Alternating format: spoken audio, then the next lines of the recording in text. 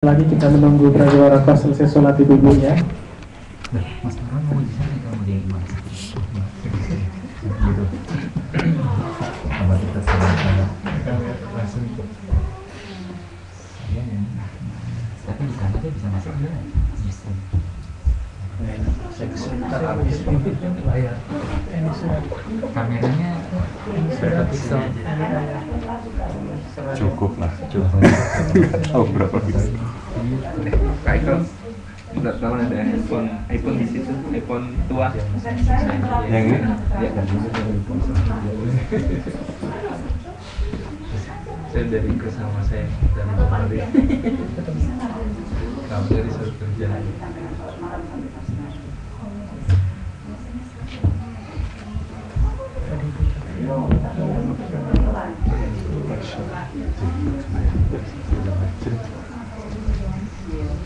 Jangan tiduran, duduk dikit boleh. Kenapa bacanya nyorong-nyorong itu?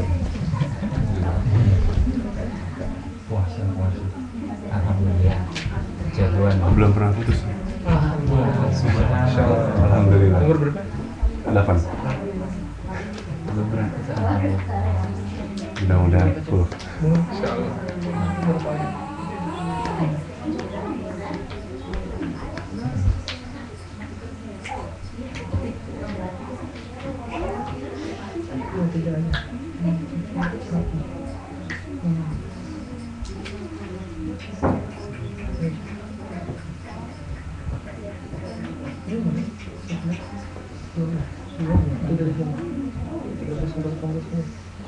Bisa kok. Sambil bisa mulai. Oh nggak usah, maghrib aja. Ini kawan. Kayaknya capek ya. Kan nggak ribet. Yang lain biasa sih nggak salah. Bukan senang aja. Alhamdulillah.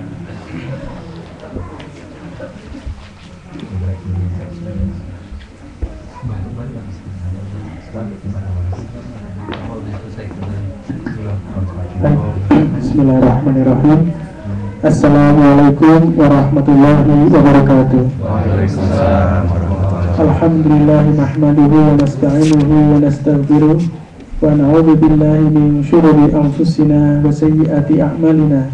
May yahdihillahu fala mudilla lahu wa may yudlil fala hadiya lahu. Asyhadu an la ilaha illallah wahdahu la syarika lahu wa asyhadu anna Muhammadan 'abduhu wa rasuluh. Amma ba'd. Ibu-ibu dan bapak-bapak anggota pengajian Al-Hidayah dan Al-Ikhlas yang dirahmati Allah, marilah kita pertama-tama sampaikan puji syukur kehadirat Allah Subhanahu wa Ta'ala, karena dengan hidayah, nikmat yang Allah berikan kepada kita semua, sehingga pada hari Ahad ini kita bisa bersama-sama kembali berkumpul, bermuajahah dan bersilaturahim di Mushola Al-Ikhlas. Semoga rekan-rekan, sahabat-sahabat kita, famili kita yang hari ini tidak bisa hadir karena ada urusan, sedang sakit, sedang berhalangan, kita doakan semoga semua urusan yang sedang sakit, yang sedang terganggu kesehatannya, semoga dipulihkan dan disembuhkan oleh Allah Subhanahu wa Ta'ala. Salawat dan salam marilah kita aturkan ke junjungan besar Muhammad Sallallahu Alaihi Wasallam, kepada sahabat, keluarga, sahabat dan pengikutnya hingga ke yaumil akhir. Ibu-ibu dan bapak-bapak sekalian, alhamdulillah kita mendapatkan tamu pada petang hari ini, yaitu Ustadz Salim Afillah, yang insya Allah akan menyampaikan tausiah menjelang buka puasa. Susunan mata acara untuk petang kali ini adalah yang pertama, nanti kita buka dengan bacaan basmalah, kemudian nanti dilanjutkan dengan pembacaan ayat suci Al-Quran oleh Mas Revi, kemudian tausiah dari Ustadz Salim sampai kira-kira pukul 8 begitu, dilanjutkan dengan tanya jawab, kemudian nanti kita bersiap untuk buka puasa. Insya Allah nanti kita jam 8.45 tidak salahnya, 8.45 waktu Inggris, bukan waktu Indonesia Barat. Enggak. Waktu Sabtu. Lag dikit. Baik, kita buka dulu majelis kita petang ini dengan bersama-sama buka basmalah bersama-sama. Bismillahirrahmanirrahim. Semoga mendapatkan berkah, lancar hingga nanti. Kita lanjutkan dengan pembacaan ayat suci Al-Quran, akan disampaikan dan diterjemah sekalian oleh Mas Revi. Assalamualaikum warahmatullahi wabarakatuh. Waalaikumsalam. Al-Hujurat ayat 13 sampai 18.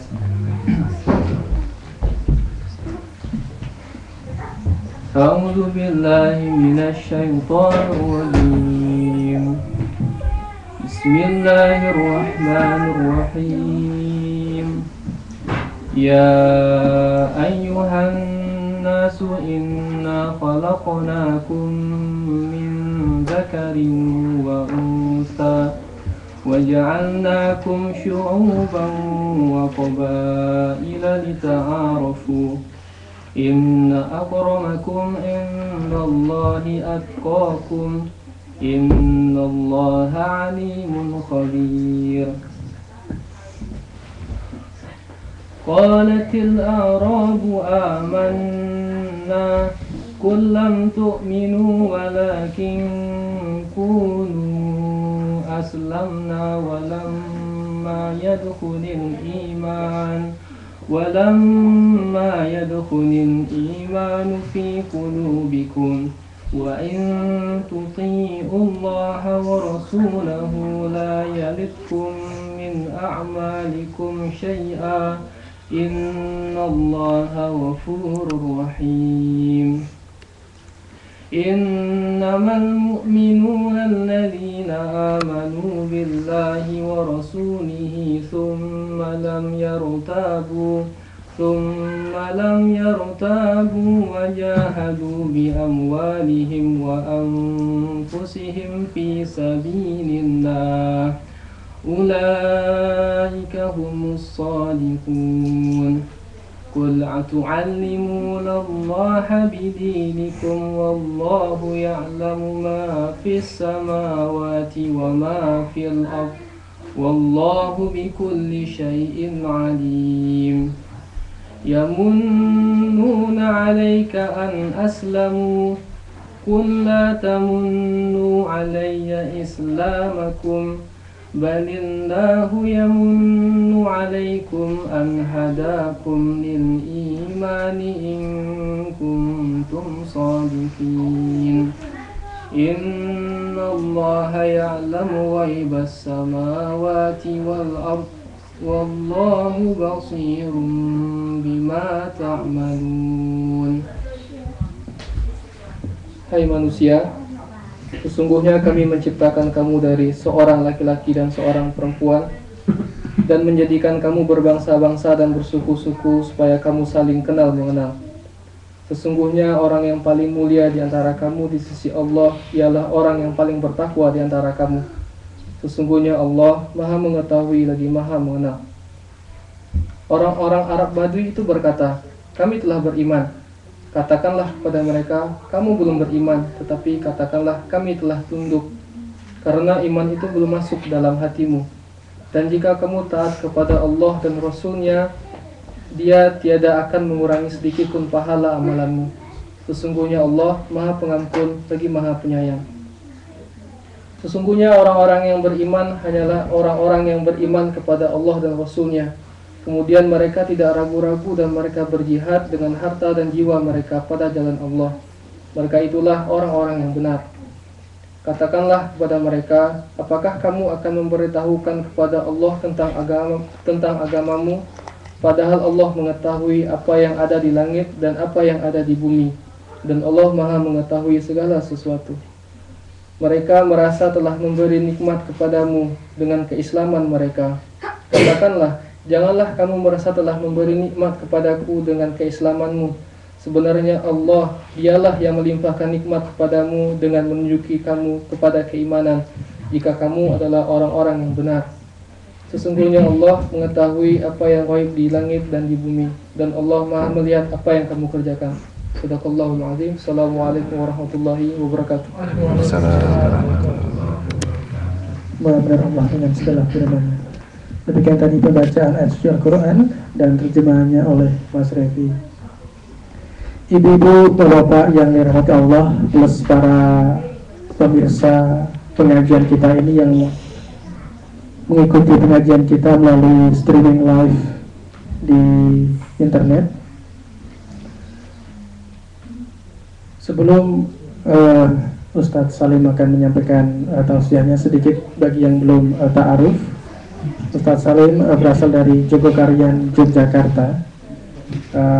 Beliau selain menyeru dan berdakwah juga menulis beberapa buku, dan kebetulan salah satu buku yang ditulis beliau akan menjadi tema kita pada petang ini, yaitu dalam dekapan ukhuwah DDU. Dan beliau nanti akan menyampaikan tausiah selama kurang lebih sampai jam 8. Kemudian dilanjutkan dengan tanya jawab, nanti boleh berkaitan dengan tema maupun yang non tema, dipersilahkan begitu. Waktu dan tempat dipersilahkan, kalau Ustaz.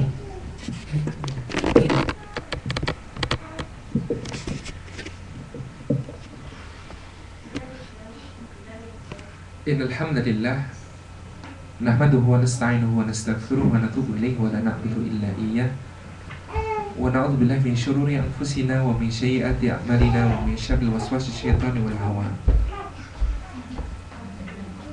Allahumma shalli wa sallim wa barik ala sayyidina wa habibina wa syafi'ina Muhammad ibn Abdullah wa ala alihi wa ashabihi wa mawalah, yani man tabi'ahum bi ihsanin ila yaumil qiyamah. Amma ba'd. Uhayyikum bi tahiyatil islamiyah, tahiyatin thayyibatin mubarakah, tahiyatin min indillah, tahiyati ahlil jannah. Assalamu alaikum warahmatullahi wabarakatuh. Waalaikumsalam warahmatullahi wabarakatuh. Hadratul mukarramin, para sesepuh pengajian Al-Ikhlas maupun Al-Hidayah, mudah-mudahan senantiasa Allah curahkan rahmat dan cintanya. Juga para hadirin hadirat salihin salihat yang kemudian kesempatan sore hari ini Allah perjumpakan kita di satu majelis yang Nabi puji-puji tentangnya. Allah mencurahkan rahmatnya, malaikat menaungkan sayapnya, ketentraman turun ke hati mereka, dan mereka semua disebut-sebut dengan bangga oleh Allah Azza wa Jalla pada makhluk-makhluk mulia yang ada di sisinya. Mudah-mudahan majelis kita termasuk taman di antara taman-taman surga, dan setiap langkah menuju ke tempat ini adalah pembuka jalan kita menuju ke ridha dan surganya. Tema yang diminta oleh panitia untuk disampaikan pada kesempatan sore hari ini adalah dalam dekapan ukhuwah. Sebenarnya ada 3 pokok pikiran yang kemudian kita angkat di dalam dekapan ukhuwah itu. 3 pokok pikiran itu adalah bahwa iman adalah hubungan. Itu yang pertama. Yang kedua, bahwa hubungan harus bersama iman. Dan yang ketiga, baik iman maupun hubungan memerlukan ikhtiar-ikhtiar kita untuk menumbuhkan dan menyuburkannya. Jadi yang pertama, iman adalah hubungan. Yang kedua, hubungan harus bersama iman. Yang ketiga, baik iman maupun hubungan memerlukan ikhtiar-ikhtiar kita untuk menumbuhkan dan menyuburkannya. Pokok pikiran pertama, iman adalah hubungan. Dalam i'tiqad ahli sunnah wal jamaah, kita semua dikenalkan tentang pengertian iman. Apa itu iman? Al-imanu tasdiqun bil qalbi wal iqraru bil lisan wal amanu bil arkan. Iman yang sempurna itu adalah iman yang dia berbentuk satu pembenaran oleh hati, dilanjutkan dengan ikrar, pernyataan yang dipersaksikan, dilakukan oleh lisannya, sampai kemudian itu dibuktikan dengan amal perbuatan keseluruhan anggota badan. Itulah iman. Maka ketidakutuhan di dalam salah satu aspek dari iman yang ada di dalam hati membenarkan, lisan menyatakan, dan anggota badan melakukan amal perbuatannya adalah sebuah cacat bagi keimanan kita. Iman itu sempurna seperti imannya Rasulullah Sallallahu Alaihi Wasallam dan para sahabatnya, bukan seperti orang-orang munafik yang mereka menyatakan dengan lisan tetapi sebenarnya tidak membenarkan hatinya, dan juga beramal dia dengan perbuatan meskipun malas saja.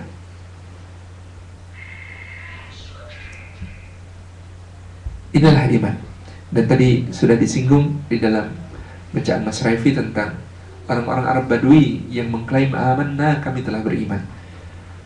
Lalu Allah SWT katakan kepada mereka, jangan kalian katakan kami telah beriman, tapi katakan kami telah berislam, karena iman itu belum masuk ke dalam hati kalian.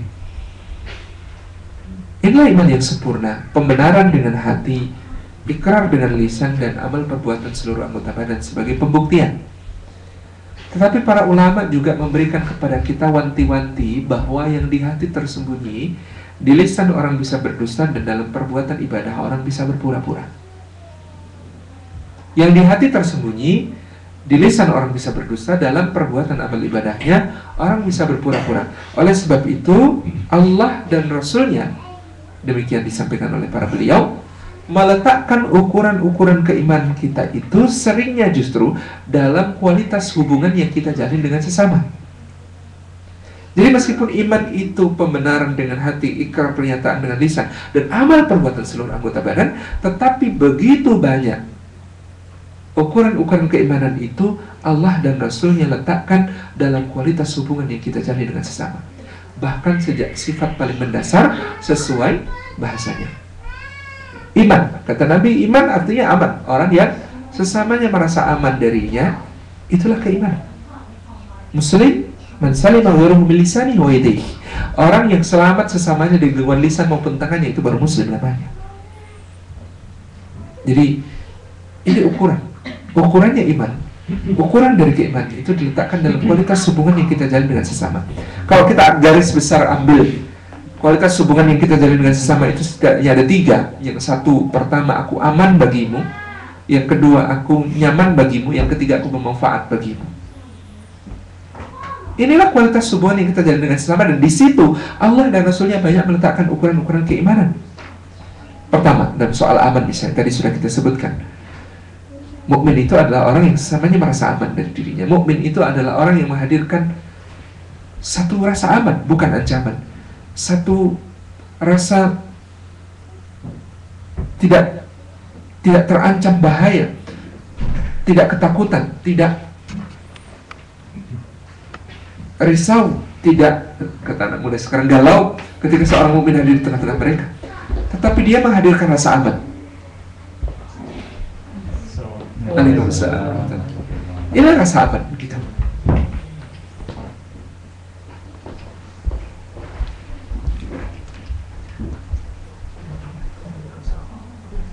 Di kualitas hubungan yang kita harus hadirkan pertama-tama dalam keimanan kita dengan sesama yang ada di sekitar kita adalah rasa aman itu.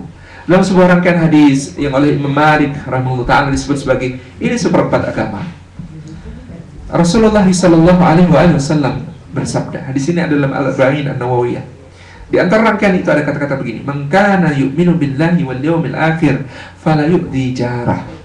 Man kana, barang siapa adalah dia yu'minu billahi wal yawmil akhir, beriman kepada Allah dan hari akhir. Jadi yang ditimbang di sini adalah iman kepada Allah dan hari akhir. Lalu apa ukurannya? Fala yu'di jarah, maka jangan sampai dia menyakiti tetangganya. Memberi rasa aman kepada tetangga, tidak menyakiti tetangga,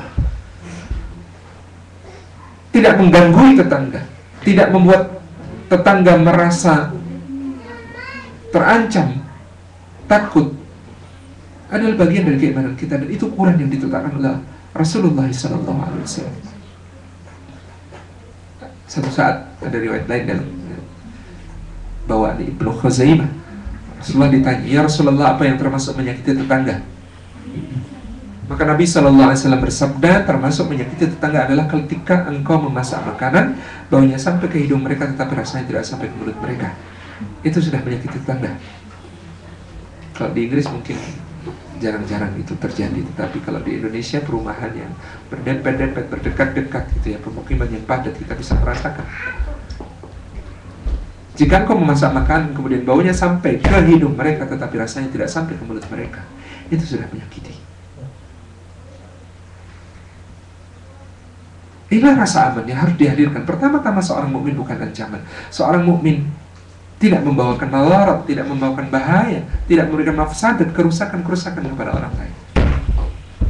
Itu nilai yang harus kita jaga dalam soal keimanan kita itu. Kata dalam soal berperang. Maka unik sekali firman Allah Subhanahu wa taala dalam surah Al-Baqarah itu. Kutiba alaikumul qitalu wa huwa kurhul lakum. Diwajibkan atas kamu berperang, padahal berperang itu adalah sesuatu yang kamu benci. Kepada siapa khitab ayat ini? Kepada Rasulullah dan para sahabat. Oleh sebab itu, Al-Alamah Abdurrahman bin Nasir As-Sa'di di dalam tafsirnya Taisir Karimur Rahman mengatakan sifat sejati seorang mukmin tidak suka perang. Kalau ada orang suka perang, tanyakan keimanannya. Karena ini ayat ini bicara tentang Rasulullah dan para sahabat, orang yang imannya paling baik, imannya paling mulia, imannya paling indah. Kata Allah kepada mereka, kutiba alaikumul qitalu wa huwa kurhul lakum. Kalian diwajibkan berperang, lalu kalian membenci perang itu. Kalian tidak suka pada peperangan itu. Ini Allah mensifati orang-orang beriman ini yang paling utama. Tetapi kalau Allah yang memerintahkan, maka wa asa an takrahu syai'an wa huwa khairul lakum wa asa an tuhibbu syai'an wa huwa syarrul lakum wallahu ya'lamu wa antum la ta'lamun. Tapi kata Allah Subhanahu wa taala, kalau Allah yang memerintahkan, maka ilmu Allah berada di atas ilmu kalian. Cinta kalian kepada Allah harus di atas kebencian kalian kepada perang itu. Karena boleh jadi kalian membenci sesuatu, sedangkan sesuatu baik bagi kalian, dan boleh jadi kalian mencintai sesuatu, padahal sesuatu itu buruk bagi kalian. Allah yang maha tahu dan kalian tidak mengetahui, maka tugas kita adalah mengikuti apa yang diberikan petunjuknya oleh Allah SWT. Tapi secara sifat dasar, Allah puji Rasulullah dan para sahabat sebagai kutiba alaikumul qitalu wa huwa kurhul lakum. Kalian diwajibkan berperang, tapi berperang itu adalah sesuatu yang kalian benci. Aman, seorang mukmin itu menghadirkan rasa amannya ke segenap tempat, dimanapun dia berada, dimanapun dia datang. Yang terpancar pertama-tama dari dirinya adalah bahwa ini bukan ancaman, ini bukan bahaya, ini bukan madarat, ini bukan mafsadat. Ini yang menjadi kualitas pertama yang harus kita bangun di dalam hubungan kita, karena itu adalah ukuran-ukuran dari keimanan yang Allah dan Rasulnya mengukur dari situ. Yang kedua adalah rasa nyaman. Rasa nyaman bahwa kita tidak sekedar aman, tetapi juga kemudian memberikan kenyamanan kepada sesama kita. Kita tidak membuat mereka canggung, kita tidak membuat mereka kikuk, kita tidak membuat mereka salah tingkah. Kita hadir untuk kemudian memberikan kenyamanan itu dengan, maka Rasulullah mengatakan jangan kalian menyepelekan perbuatan baik itu, meskipun cuma talaqatul wajah, berwajah manis kepada saudara, berwajah manis kepada saudara itu. Betapa mulianya itu, betapa agungnya. Dan Rasulullah SAW mengatakan tabassumuka fi wajhi ahiqa sadaqah. Kalau kamu tersenyum dan senyum itu merasuk ke wajah saudaramu, senyum yang tulus itu, maka ialah sedekah. Dan sedekah yang tidak ternilai, bahkan mungkin jauh melampaui sedekah harta betapapun banyaknya.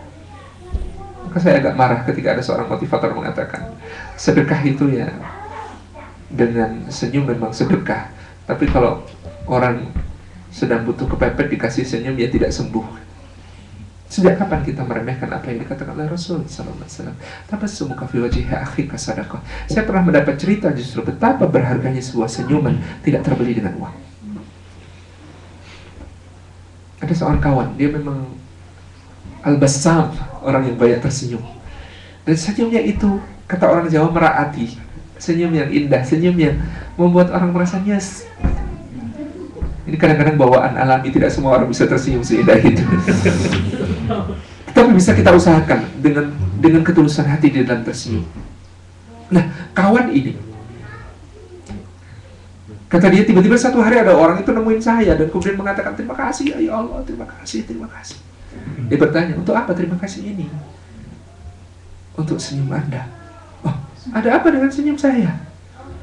Jadi kata orang ini yang tidak dikenalnya ini, saat itu saya sedang berjalan gontai, tidak punya tujuan, tidak ada yang pasti kecuali satu saja, bahwa hari itu saya harus mengakhiri hidup. Dunia sudah begitu jahat dan kejam kepada saya, tidak ada lagi orang yang baik kepada saya. Habis semuanya, saya putus asa dan saya berjalan untuk menuju tempat di mana saya ingin mengakhiri hidup saya. Lalu Anda berpapasan dengan saya, dan ketika itu Anda yang tidak saya kenal tersenyum kepada saya. Anda mungkin tidak sadar, tapi senyum itu membuat saya sadar bahwa di dunia ini masih ada orang baik. Senyum itu membuat saya sadar bahwa saya masih punya harapan. Senyum itu membuat saya sadar bahwa saya masih berhak untuk memperbaiki diri saya untuk menjadi lebih baik. Kalau senyum yang semacam ini, berapa orang mau bayar? Mahal sekali. Tabassumuka fi wajhi akhika sadaqah.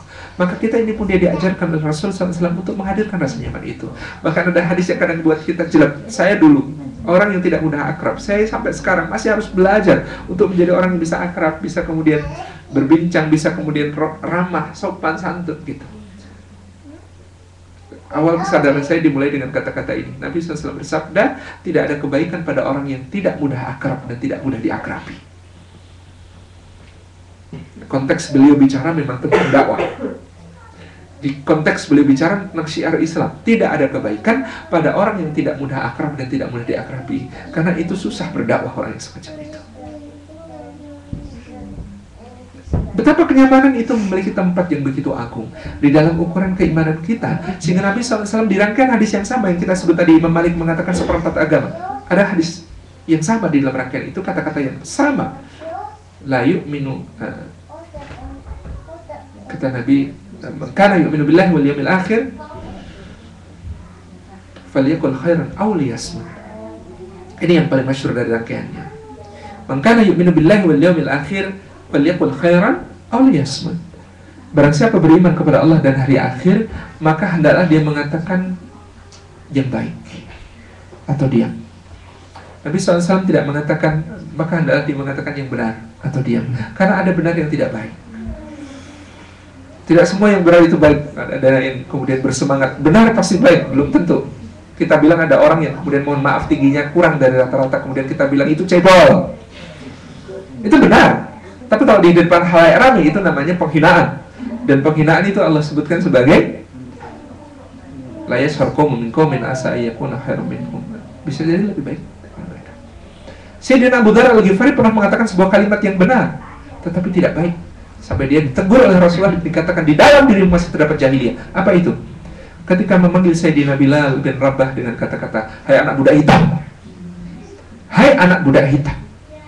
Nah, Abu Dzar saja ditegur oleh Rasulullah dengan satu telunjuk jari mengarah kepada beliau, engkau di dalam dirimu masih terdapat jahiliyah. Nah, kalau kita kira-kira jarinya 20, mungkin semuanya menunjuk ke arah kita. Saya sampaikan untuk kemudian kita ini, ya, sesalah-salahnya sahabat itu kita nggak ada apa-apanya tetap kita. Kan ketika itu Sayyidina Abu Dzar Al-Ghifari, apa yang beliau lakukan?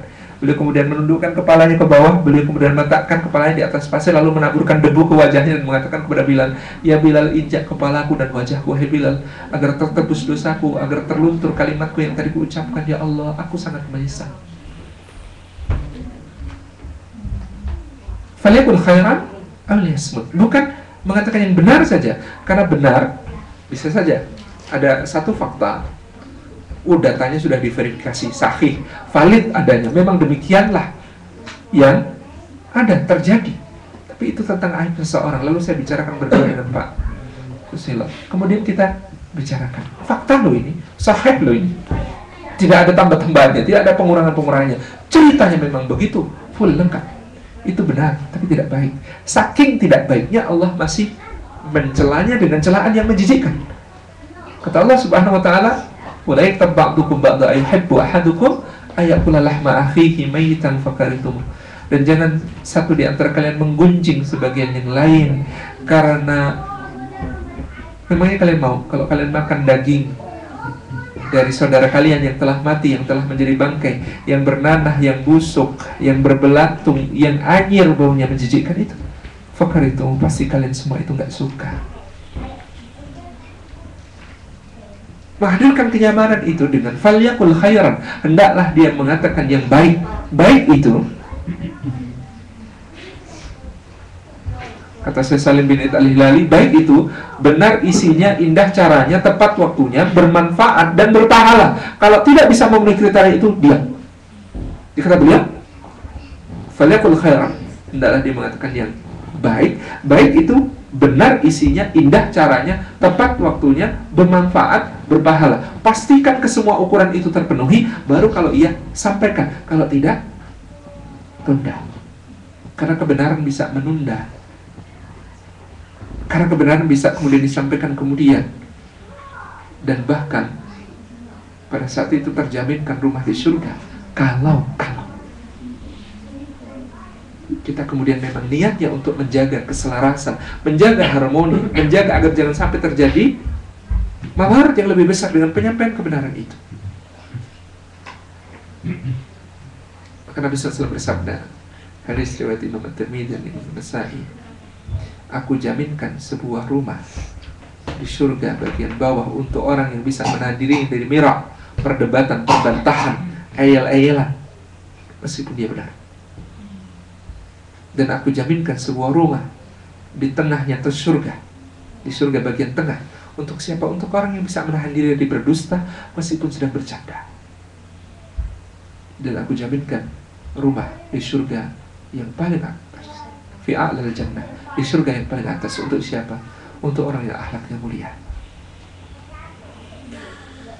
Maka dari situ mira, perdebatan, perbantahan, selama tidak berujung amal, selama tidak kemudian memberikan kemanfaatan yang jelas, hatta bahkan ketika kita benar, Rasulullah menganjurkan tahan. Karena siapa menahan diri dari mira, meskipun dia benar, dia terjaminkan oleh Rasulullah SAW mendapatkan rumah fi asfalil jannah, di bagian bawah surga itu. Falyaqul khairan aw liyasmut. Siapa beriman kepada Allah dan hari akhir, maka hendaklah dia mengatakan yang baik atau diam. Benar isinya, indah caranya, tepat waktunya, bermanfaat memang dan berpahala di sisi Allah Subhanahu wa taala. Kalimat-kalimat kita selayaknya yang begitu. Ada hari-hari ini orang yang istidlalnya keliru tetapi bersikeras dengan pemahamannya, dengan membawa hadis riwayat Imam Abu Dawud rahimahullah ta'ala yang Rasulullah SAW bersabda, qulil haqqa walau kana marrah, katakan yang benar meskipun pahit. Pemahaman selama ini saya selalu menemukan orang menggunakan dalil ini untuk mengatakan apa? Katakan yang benar olehku meskipun pahit bagimu. Hampir selalu begitu. Ketika saya dengar ada orang mengatakan katakan yang benar meskipun pahit, itu pasti urusannya katakan yang benar olehku meskipun pahit bagimu. Alangkah jauhnya Ibrahim itu dari asalnya. Karena hadis itu lengkapnya tentang seorang pedagang datang kepada Nabi SAW, kemudian ngumpulin kepala begini, celaka aku ya Rasulullah, binasa aku ya Rasulullah. Kata Nabi kepada dia, kenapa kau binasa, kenapa kau celaka, ada apa denganmu? Kata pedagang ini, saya ya Rasulullah sudah membeli barang, saya juga yang gak hati-hati, saya salah juga. Dia kemarin ngasih sampelnya bagus gitu ya. Saya bayar cash tunai semuanya, saya minta barangnya dikirim. Begitu dikirim nggak langsung saya periksa. Begitu saya periksa, barangnya cacat semua, jelek semua, aib semua, dan orang itu sudah pergi entah kemana. Celaka saya Rasulullah, binasa saya Rasulullah, apa yang harus saya lakukan? Apakah karena saya tertipu seperti ini, saya boleh menutupi aib-aib barang itu, merahasiakannya kepada pembeli saya, terus saya menjualnya dengan harga yang wajar, dengan demikian minimal saya balik modal ya Rasulullah? Ataukah saya tetap harus jujur, terbuka kepada semua konsumen saya, mengatakan ini barang rusak, jelek, bayarnya ya saya ikhlasnya saja. Dengan demikian saya pasti rugi besar, bahkan nyaris bangkrut ya Rasulullah. Apa yang harus saya lakukan? Dan Nabi bersabda kepadanya, dan hadis itu menjadi masyhur di kalangan kita, qulil haqqa walau kana marrah, katakan yang benar meskipun pahit. Jadi kalau begitu ibrahnya, katakan yang benar meskipun pahit, itu pahitnya buat siapa? Pertama-tama untuk yang mengatakan. Karena Nabi bersabda kepada orang ini, pedagang ini, katakan yang benar olehmu meskipun itu pahit bagimu. Karena kalau dia mengatakan yang benar, pahit rasanya karena nyaris bangkrut, rugi besar. Untuk kita ini sering menggunakan hadis ini untuk membenarkan kita yang suka menyakiti hati orang, suka kemudian bikin panas telinga, suka kemudian bikin kita berada pada titik di mana merusak harmoni, merusak hubungan, silaturahim bahkan. Na'udzubillah min dzalik. Rasulullah tidak memerintahkan yang demikian. Yang diperintahkan Rasulullah adalah jujurlah engkau meskipun itu beresiko bagimu. Qulil haqqa walau kana murran. Katakan yang benar meskipun pahit, karena pahitnya kebenaran yang kita katakan itu pendek usianya. Karena yang namanya kejujuran itu menyelesaikan masalah sekarang juga, sementara yang namanya dusta itu menundanya untuk menjadi masalah esok hari dan esok harinya terus menerus. Jadi yang kedua, dalam kualitas hubungan yang kita jalin dengan sesama itu, kita wajib menghadirkan kenyamanan. Kenyamanan yang kemudian membuat saudara kita merasakan kehadiran kita sebagai sebuah telaga penyejuk ketika semua dunia ini isinya gersang. Itulah kita, nyaman. Dan kualitas hubungan yang ketiga adalah memberi manfaat. Itulah keimanan kita. Sebelum ke yang ketiga ini, saya singgung sedikit. Itulah kenapa Allah Subhanahu wa Ta'ala di dalam surah An-Nahl ayat ke-125 saya kira berfirman, "Ud'u ila sabili rabbika bil hikmati wal mau'izatil hasanati wajadilhum billati hiya ahsan." Debat itu, kata Dr. Yusuf Al-Qaradawi di dalam fi fiqhil aulawiyah, adalah metode dakwah yang oleh ayat ini disebut terakhir oleh Allah. Artinya dia prioritas yang kemudian bukan awal-awal. Dia prioritas yang kemudian tidak didahulukan. Urutannya adalah urutan prioritas dan urutan efektivitas. Karena dakwah dan debat adalah salah satu yang efektivitasnya paling berat untuk kita capai. Pertama-tama justru dengan hikmah. Apa itu hikmah? Kata Ibnu Qayyim al-Jauziyah, al-hikmah artinya kemanfaatan yang dirasakan dari sudut pandang para objek dakwahnya. Itu hikmah. Jadi berdakwah dengan hikmah artinya berdakwah dengan pertama-tama kemanfaatan yang dirasakan dari sudut pandang mad'u. Kami misalnya di lereng Merapi dengan beberapa dusun binaan di sana itu, kalau dulu pertama datang ke sana kemudian menawarkan gitu ya, bapak-bapak, ibu-ibu, ini ada yang mau kesini ngisi pengajian ya, bapak-bapak, ibu-ibu datang ya, ini pengajian bermanfaat, bapak-bapak, ibu-ibu, pengajiannya untuk dunia akhirat bapak-bapak dan ibu-ibu. Apakah itu hikmah? Belum tentu. Mungkin pengajian itu bermanfaat, tapi bermanfaat di sini masih dari sudut pandang dai-nya, belum sudut pandang mad'unya, belum sudut pandang objek dakwahnya. Kata mereka apa? Pak, kami itu nggak butuh pengajian. Yang penting ada beras buat anak nasi besok pagi. Kita tidak bisa menjawab kalau sudah seperti itu. Maka agak kemudian harus diluruskan pemahaman rekan-rekan yang seakan-akan mengatakan, udahlah nggak usah ribet-ribet, Rasulullah itu memulai dakwah dengan tauhid, dengan akidah. Iya, tapi bukan artinya hanya pengajian soal akidah. Betapa Allah itu membandingkan dengan sangat kontras di surah Al-Balad tentang Al-Walid bin Al-Mughirah, si tokoh Quraisy yang haus kekuasaan dan pengen punya ambisi bisa berkuasa atas seluruh Makkah seperti Abdul Muthalib dulu. Itu ahlak tumal lubada, menghabiskan harta yang sangat banyak untuk apa? Untuk bikin pesta-pesta, ngundang para pemuka, untuk bikin arena-arena judi, untuk kemudian menyuap ke sana kemari agar dia bisa berkuasa. Ahlak tumal lubada, kata dia, hancur, binasa, aku sudah banyak harta habiskan. Lalu dia masih mengkritik lagi, kenapa yang diangkat jadi Rasul Muhammad anak kemarin sore itu? Apa kelebihan dia? Seharusnya yang jadi nabi itu kalau tidak saya di sini di Makkah tentu saja adalah Mas'ud bin Amr as-Saqafi di Taif, kata dia. Nah, Allah jelaskan di surah Al-Balad itu dengan begitu lengkapnya. Kalau tidak kita ulas hari ini, betapa kemudian Rasulullah Muhammad SAW itu adalah falaqtahamal aqabah. Kenapa dia tidak seperti Muhammad? Kenapa dia sekedar pencitraan saja, bikin pesta-pesta, bikin berbagai macam kegiatan untuk mencitrakan dirinya sebagai orang yang layak memimpin? Sementara Muhammad SAW dia menempuh jalan yang mendaki lagi sukar.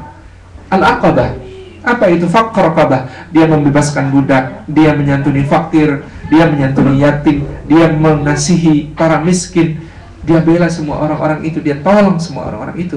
Semakan min ladina tawassaw bis sabri wa tawassaw bil marhamah. Ini pelajaran penting tentang betapa kemudian hikmah itu nomor satu dari sudut pandang mad'u.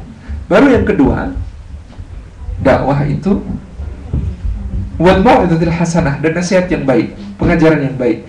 Karena Dibandingkan dengan hikmah, pengajaran yang baik, nasihat yang baik ini skupnya terbatas. Kalau hikmah semua orang bisa menerima. Kenapa? Karena hikmah itu keteladanan, karena hikmah itu perbuatan, karena hikmah itu kalimatul hal, satu perbuatan nyata yang kemudian dilihat orang. Sementara yang namanya mau'izatul hasanah itu masih bisa tertolak dengan kata-kata, kalau anak Jakarta biasanya begini, lo siapa sih? Ribet banget ngurusin hidup gue. Masalah buat lo. Bapak ibu gue yang tiap hari ngasih makan aja nggak masalah. Ini hidup gue sendiri, masalah buat lo gitu. Itu kan mau'izatul hasanah. Karena mau'izatul hasanah itu untuk siapa? Wa dzakir fa inna dzikra tanfa'ul mu'minin. Berilah peringatan karena peringatan itu bermanfaat untuk orang-orang beriman. Sementara orang tidak beriman, innal ladzina kafaru sawa'un 'alaihim a'andzartahum am lam tundzirhum la yu'minun. Kalau sudah menutup hatinya sendiri, kalau mereka sudah mengunci mati hatinya sendiri, maka kamu beri peringatan hai Muhammad atau tidak kamu beri peringatan sama saja bagi mereka, tidak akan beriman. Tapi hebatnya Rasulullah SAW. Ya Rabbi, kata Nabi, kalau diberi peringatan atau tidak diberi peringatan sama saja bagi mereka, maka hambamu ini memilih untuk tetap memberi peringatan. Itu kata Rasulullah SAW. Karena kemuliaan beliau.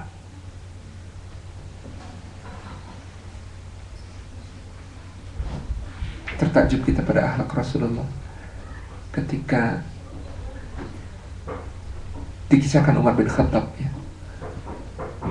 Ini untuk kembali kita sekali lagi melihat kenyamanan itu, betapa agungnya soal kenyamanan. Abdullah bin Ubay bin Salul itu tokoh yang hatinya terluka. Kita kadang-kadang di dalam ukhuwah berjumpa dengan orang-orang yang terluka. Seperti apa itu orang-orang terluka? Orang-orang terluka itu jangankan disakiti, dibaikin saja merasa sakit. Siapa itu orang terluka? Kalau kita gambarkan, ya ada orang kena telusuk kita apa? Serat kecil yang masuk ke dalam jemari misalnya. Kemudian telusuk itu tidak dicabut, tidak diambil, dibiarkan di sana bernanah, membusuk, sakit. Orang yang jarinya ada telusuknya itu, jangankan disakiti, wong diajak salaman aja dia jerit-jerit gitu. Diajak salaman kan maksudnya baik, assalamualaikum, gitu sakit gitu. Dan itu terjadi pada Abdullah bin Ubay bin Salul, tokoh yang kemudian dikenal sebagai tokoh munafik di Madinah. Sebenarnya karena apa? Ubadah bin As-Samit radhiyallahu anhu bercerita kepada Nabi, ya Rasulullah, lapangkanlah hatimu kepadanya, sungguh dia orang yang sakit hati. Jadi ketika engkau menjelang datang ke Madinah itu, kaumnya itu sudah mensepakati dia untuk jadi raja. Mereka sudah menyiapkan mahkotanya, sudah menyiapkan singgasananya. Tapi lalu engkau hadir ya Rasulullah, lalu kemudian kaumnya batal mengangkat menjadi raja. Orang-orang Madinah itu batal, Aus dan Khazraj batal mengangkat dia jadi raja. Maka betapa sakit hatinya karena kedatanganmu ya Rasulullah. Jadi sebenarnya ada orang-orang terluka yang sedemikian. Sayang bagi Abdullah bin Ubay, dia tidak menyadari bahwa Rasulullah memang lebih utama daripada dirinya. Andai dia kemudian mengakui keutamaan Rasulullah, dia orang nomor 2, dia akan jadi orang nomor 2. Karena di masa sebelumnya sebenarnya kebaikannya sangat diakui, kemuliaannya diakui. Hanya karena sakit hati itu membuat dia tidak menyembuhkan lukanya, tapi justru merawat lukanya supaya tetap terluka sepanjang hidupnya, sehingga dia kemudian menjadi musuh bagi Rasulullah SAW. Ya. Kemudian ketika Umar mengatakan, ya Rasulullah, aku penggal saja orang yang mengatakan la yukhrijanal a'azzu min hal adal, yang akan mengeluarkan orang hina dari dalam kota Madinah oleh orang mulia itu. Kata Nabi, tidak wahai Umar, nanti apa kata orang Muhammad membunuh sahabatnya? Demi Allah, tidak. Ketika kemudian peristiwa itu la yukhrijanal a'azzu min hal adal dalam surah Al-Munafiqun itu terjadi, salah seorang putra Abdullah bin Ubay, namanya Abdullah bin Abdillah, mendengar selentingan, oh tunggu aja di Madinah itu Abdullah bin Ubay bakal dipenggal sama Nabi. Menghadaplah dia kepada Rasulullah SAW. Ya Rasulullah, benarkah aku mendengar kabar bahwa engkau ingin membunuh ayahku? Engkau hendak membunuh ayahku. Demi Allah ya Rasulullah, kalau engkau akan membunuh ayahku, jangan kirim seorang sahabatmu untuk membunuh beliau. Karena demi Allah, orang Madinah tahu aku adalah orang yang paling berbakti kepada orang tuaku.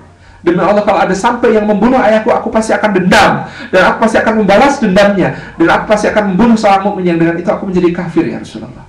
Demi Allah, aku tidak ingin itu terjadi. Tetapi kalau kau memang ingin membunuh ayahku ya Rasulullah, utus aku sendiri. Betapapun aku mencintai ayahku, tapi Allah dan Rasulnya lebih layak aku cintai daripada ayahku sendiri. Iman macam apa ini? Abdullah bin Ubay bin Salul mengatakan, jangan kau utus orang lain ya Rasulullah, karena aku ini orang yang berbakti kepada orang tua. Aku cinta ayahku. Maka kalau kau utus orang untuk membunuh ayahku, aku pasti akan dendam dan aku pasti akan membunuhnya. Dan kalau aku membunuh seorang mukmin, aku jatuh kepada kekafiran ya Rasulullah. Dosa yang tidak terampun ya Rasulullah. Maka oleh itu kalau engkau memang ingin membunuh ayahku ya Rasulullah, utuslah aku sendiri. Karena betapapun aku mencintai ayahku, Allah dan Rasulnya lebih aku cintai. Dan si anak berbakti ini, yang berasal dari bapak tokoh munafik ini, dia amat sangat sedih ketika sang ayah akhirnya meninggal. Masih dalam kemunafikannya, belum bertaubat. Menangis dia menghadap Nabi, ya Rasulullah, tidak ada yang bisa menyelamatkan ayahku kecuali doa dan permohonan ampun yang kupanjatkan kepada Allah. Tolong ayahku ya Rasulullah, datang dan salatkan ayahku. Berangkatlah Rasulullah berdiri, dan beliau dihadang oleh Umar. Ya Rasulullah, Allah melarang engkau untuk mensalati mereka. Dari mana kau tahu, hai Umar? Turun ayat memang. Rasulullah mendengarkan ayat itu. Benar kan? Allah melarangmu pasti ya Rasulullah. Menyalahkan si munafik itu yang telah memfitnah ibu kita Aisyah berzina, yang telah kemudian mengatakan akan mengeluarkan jalabib Quraisy dari Madinah, yang mengatakan jangan memberi nafkah kepada jalabib Quraisy supaya mereka keluar, yang mengatakan akan mengeluarkan orang hina, yang mengatakan, yang membuat fitnah, yang memisahkan diri dari perang. Semua dosa-dosanya Umar hafal. Yang bikin masih dirar untuk memecah belah kaum muslimin, ya Rasulullah, tidak. Allah tidak akan mengizinkanmu untuk itu. Tapi yang turun surat atau ayat ke-80 bunyinya, kamu mohonkan ampun atau tidak kamu mohonkan ampun sama saja. Kamu mohonkan 70 kali pun Allah tidak akan mengampuni mereka. Apa kata Nabi? Hai Umar, tidak kau kedengar? Tuhanku memberiku pilihan. Kau mohonkan ampun atau tidak kau mohonkan ampun sama saja. Maka aku memilih untuk memohonkan ampun, hai Umar. Allah mengatakan, kau mohonkan ampun 70 kali pun Allah tidak akan mengampuni mereka. Maka hai Umar, aku akan memohonkan ampun untuknya 70 kali ditambah 70 kali ditambah 70 kali. Rasulullah mengatakan begitu. Dan Umar ketika itu berundur dan merasa gemetar. Kata Umar, betapa lancangnya aku pada Rasulullah, dan betapa mulianya akhlak Rasulullah, betapa bening dan jernih sikapnya terhadap bahkan perintah yang diberikan oleh Allah sekalipun.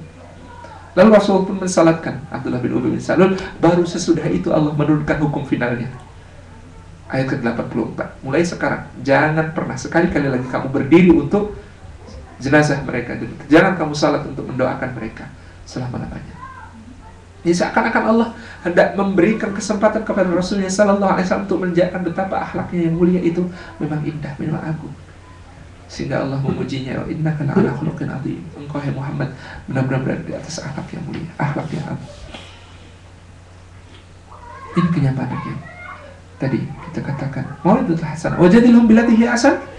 Kalau kita berdebat itu harus dengan cara yang lebih baik daripada yang digunakan oleh orang yang kita debati. Hatta bahkan seorang yang paling mulia, baik caranya, lebih baik akhlaknya, lebih baik argumentasinya pun, di dalam dakwah dia mengalami kegagalan ketika dia berdakwah. Dengan debat itu, Ibrahim alaihissalam berdebat dengan kaumnya. Siapa yang melakukan ini pada Tuhan-Tuhan kami? Kata Ibrahim, kenapa tidak kau tanyakan kepada berhala terbesar itu? Argumennya tolak, kena, tapi apakah kaumnya beriman? Tidak. Ibrahim bahkan dibakar. Allah yarham Haji Mu'tamad Khalil mengatakan, itu ibrahnya.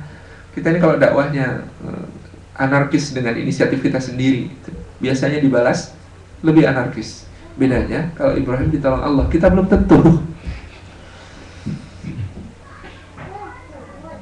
Lalu Ibrahim itu seorang yang kemudian punya kuatul istida'iyah yang sangat kuat. Dia ini orang yang inovatif dan belajar di trial and error-nya. Allah kemudian terangkan kepada kita. Kalau dulu dia berdebat dengan Khayyam Rami yang namanya massa, itu yang maju pasti bukan otak duluan yang maju. Yang maju pasti bukan akal duluan. Lalu Ibrahim berdebatnya dengan Namrud. Rabbiyalladzi yuhyi wa yumiit. Kata Ibrahim, siapa Tuhanmu? Kata Namrud? Maka Ibrahim menjawab, Tuhanku yang menghidupkan dan mematikan. Kata Namrud, saya juga menghidupkan dan mematikan. Dia penggal kepala seseorang, lalu dia bebaskan seorang tawan. Kata dia, itu yang saya bebaskan, saya hidupkan. Itu yang saya penggal, saya matikan. Kata Ibrahim, fa'inna rabbi ya'ti bisyamsi minal masyriq. Tuhanku adalah yang mendatangkan mentari dari timur. Kalau cuma sampai di situ, mungkin dia bisa bikin gara-gara lagi si Namrud. Tapi Ibrahim menguncinya dengan kata-kata, fa'ti biha minal maghrib. Kalau kamu juga Tuhan, tolong datangkan dari barat. Itu saja, simpel. Fabihi lagi kafir. Orang kafir ini diam terbungkam, nggak bisa jawab lagi. Tapi apakah dia beriman? Tidak. Berproses dakwah Ibrahim dengan debat itu sampai dia kemudian memberikan kepada kita satu pencerahan tentang dakwah, yaitu kalimat-kalimat yang sangat indah. Ini yang sering dikeliru fahami sebagai kisah Ibrahim mencari Tuhan. Padahal menurut Imam Al-Qurtubi ini bukan mencari Tuhan. Ini Ibrahim berdakwah. Ini Ibrahim berdakwah. Dia menggunakan kalimat-kalimat yang softly tapi lebih deadly gitu. Lebih mematikan dengan kata-kata, bintang ya, bagus ya, disembah ya, Tuhan ya. Kayaknya enggak deh. Itu yang lebih gede itu bulan. Tapi bulan terbenam. Aku nggak suka yang terbenam. Matahari, iya itu besar sekali. Nah, akhirnya kemudian, teman-teman, kayaknya deh, yang lebih tepat itu Tuhan kita adalah yang menciptakan bintang, bulan maupun matahari. Bukan bintang, bulan dan mataharinya, tetapi yang menciptakan itu semua. Itu kalimat dakwah. Karena Imam Al-Qurtubi mengatakan, karena Allah mengatakan tentang Ibrahim, walam yaku musyrikan, dan juga wa makana minal musyrikin. Ibrahim itu tidak pernah termasuk sebagai orang musyrik. Maka tidak mungkin Ibrahim mengucapkan kalimat tadi dengan soal bahwa dia meyakininya. Ini bukan keyakinan, ini adalah kalimat dakwah. Ya, belok-belok gitu. Karena belajar dari pengalaman. Kenyamanan begitu indahnya. Sampai yang ketiga tadi, kemanfaatan. Masya Allah, kemanfaatan itu puncak dari iman kita. Kualitas hubungan yang kita jalin dengan sesama. Allah sendiri yang memfirmankan di surah Ibrahim ayat ke-24 dan 25, Daraballahu masalah kalimatin thayyibatin kasyajaratin thayyibah. Allah membuat perumpamaan iman yang baik, kalimat yang baik. Kalimat iman yang baik itu seperti pohon yang baik. Apa ciri pohon yang baik? Satu, asluha tsabit. Akarnya kokoh menghujam ke dalam bumi. Teguh dia, tidak terguncang. Wa far'uha fis sama. Dan batangnya tinggi, tegak menjulang, disertai dengan cabang-cabang yang menggapai langit. Wa far'uha fis sama. Tapi apakah iman cukup sampai di situ? Apakah kita membangunkan iman kita? Nih, akidah saya kokoh, ibadah saya sehari 100 rakaat sholatnya, 100 pon sedekahnya, 100 halaman tilawahnya, misalnya begitu. Apakah begitu yang kita banggakan? Tidak. Seakan betapa pentingnya yang terakhir ini, Allah memisahnya di ayat berikutnya, yaitu di ayat ke-25. Tidak jadikan satu ayat. Ciri pohon baik yang ketiga, yang menjadi inti dari pembicaraan tentang pohon baik itu adalah tu'ti ukulaha kullahinin bi'idni rabbiha. Dia memberikan buahnya pada setiap musim dengan izin Rabb-nya. Ini kemanfaatan.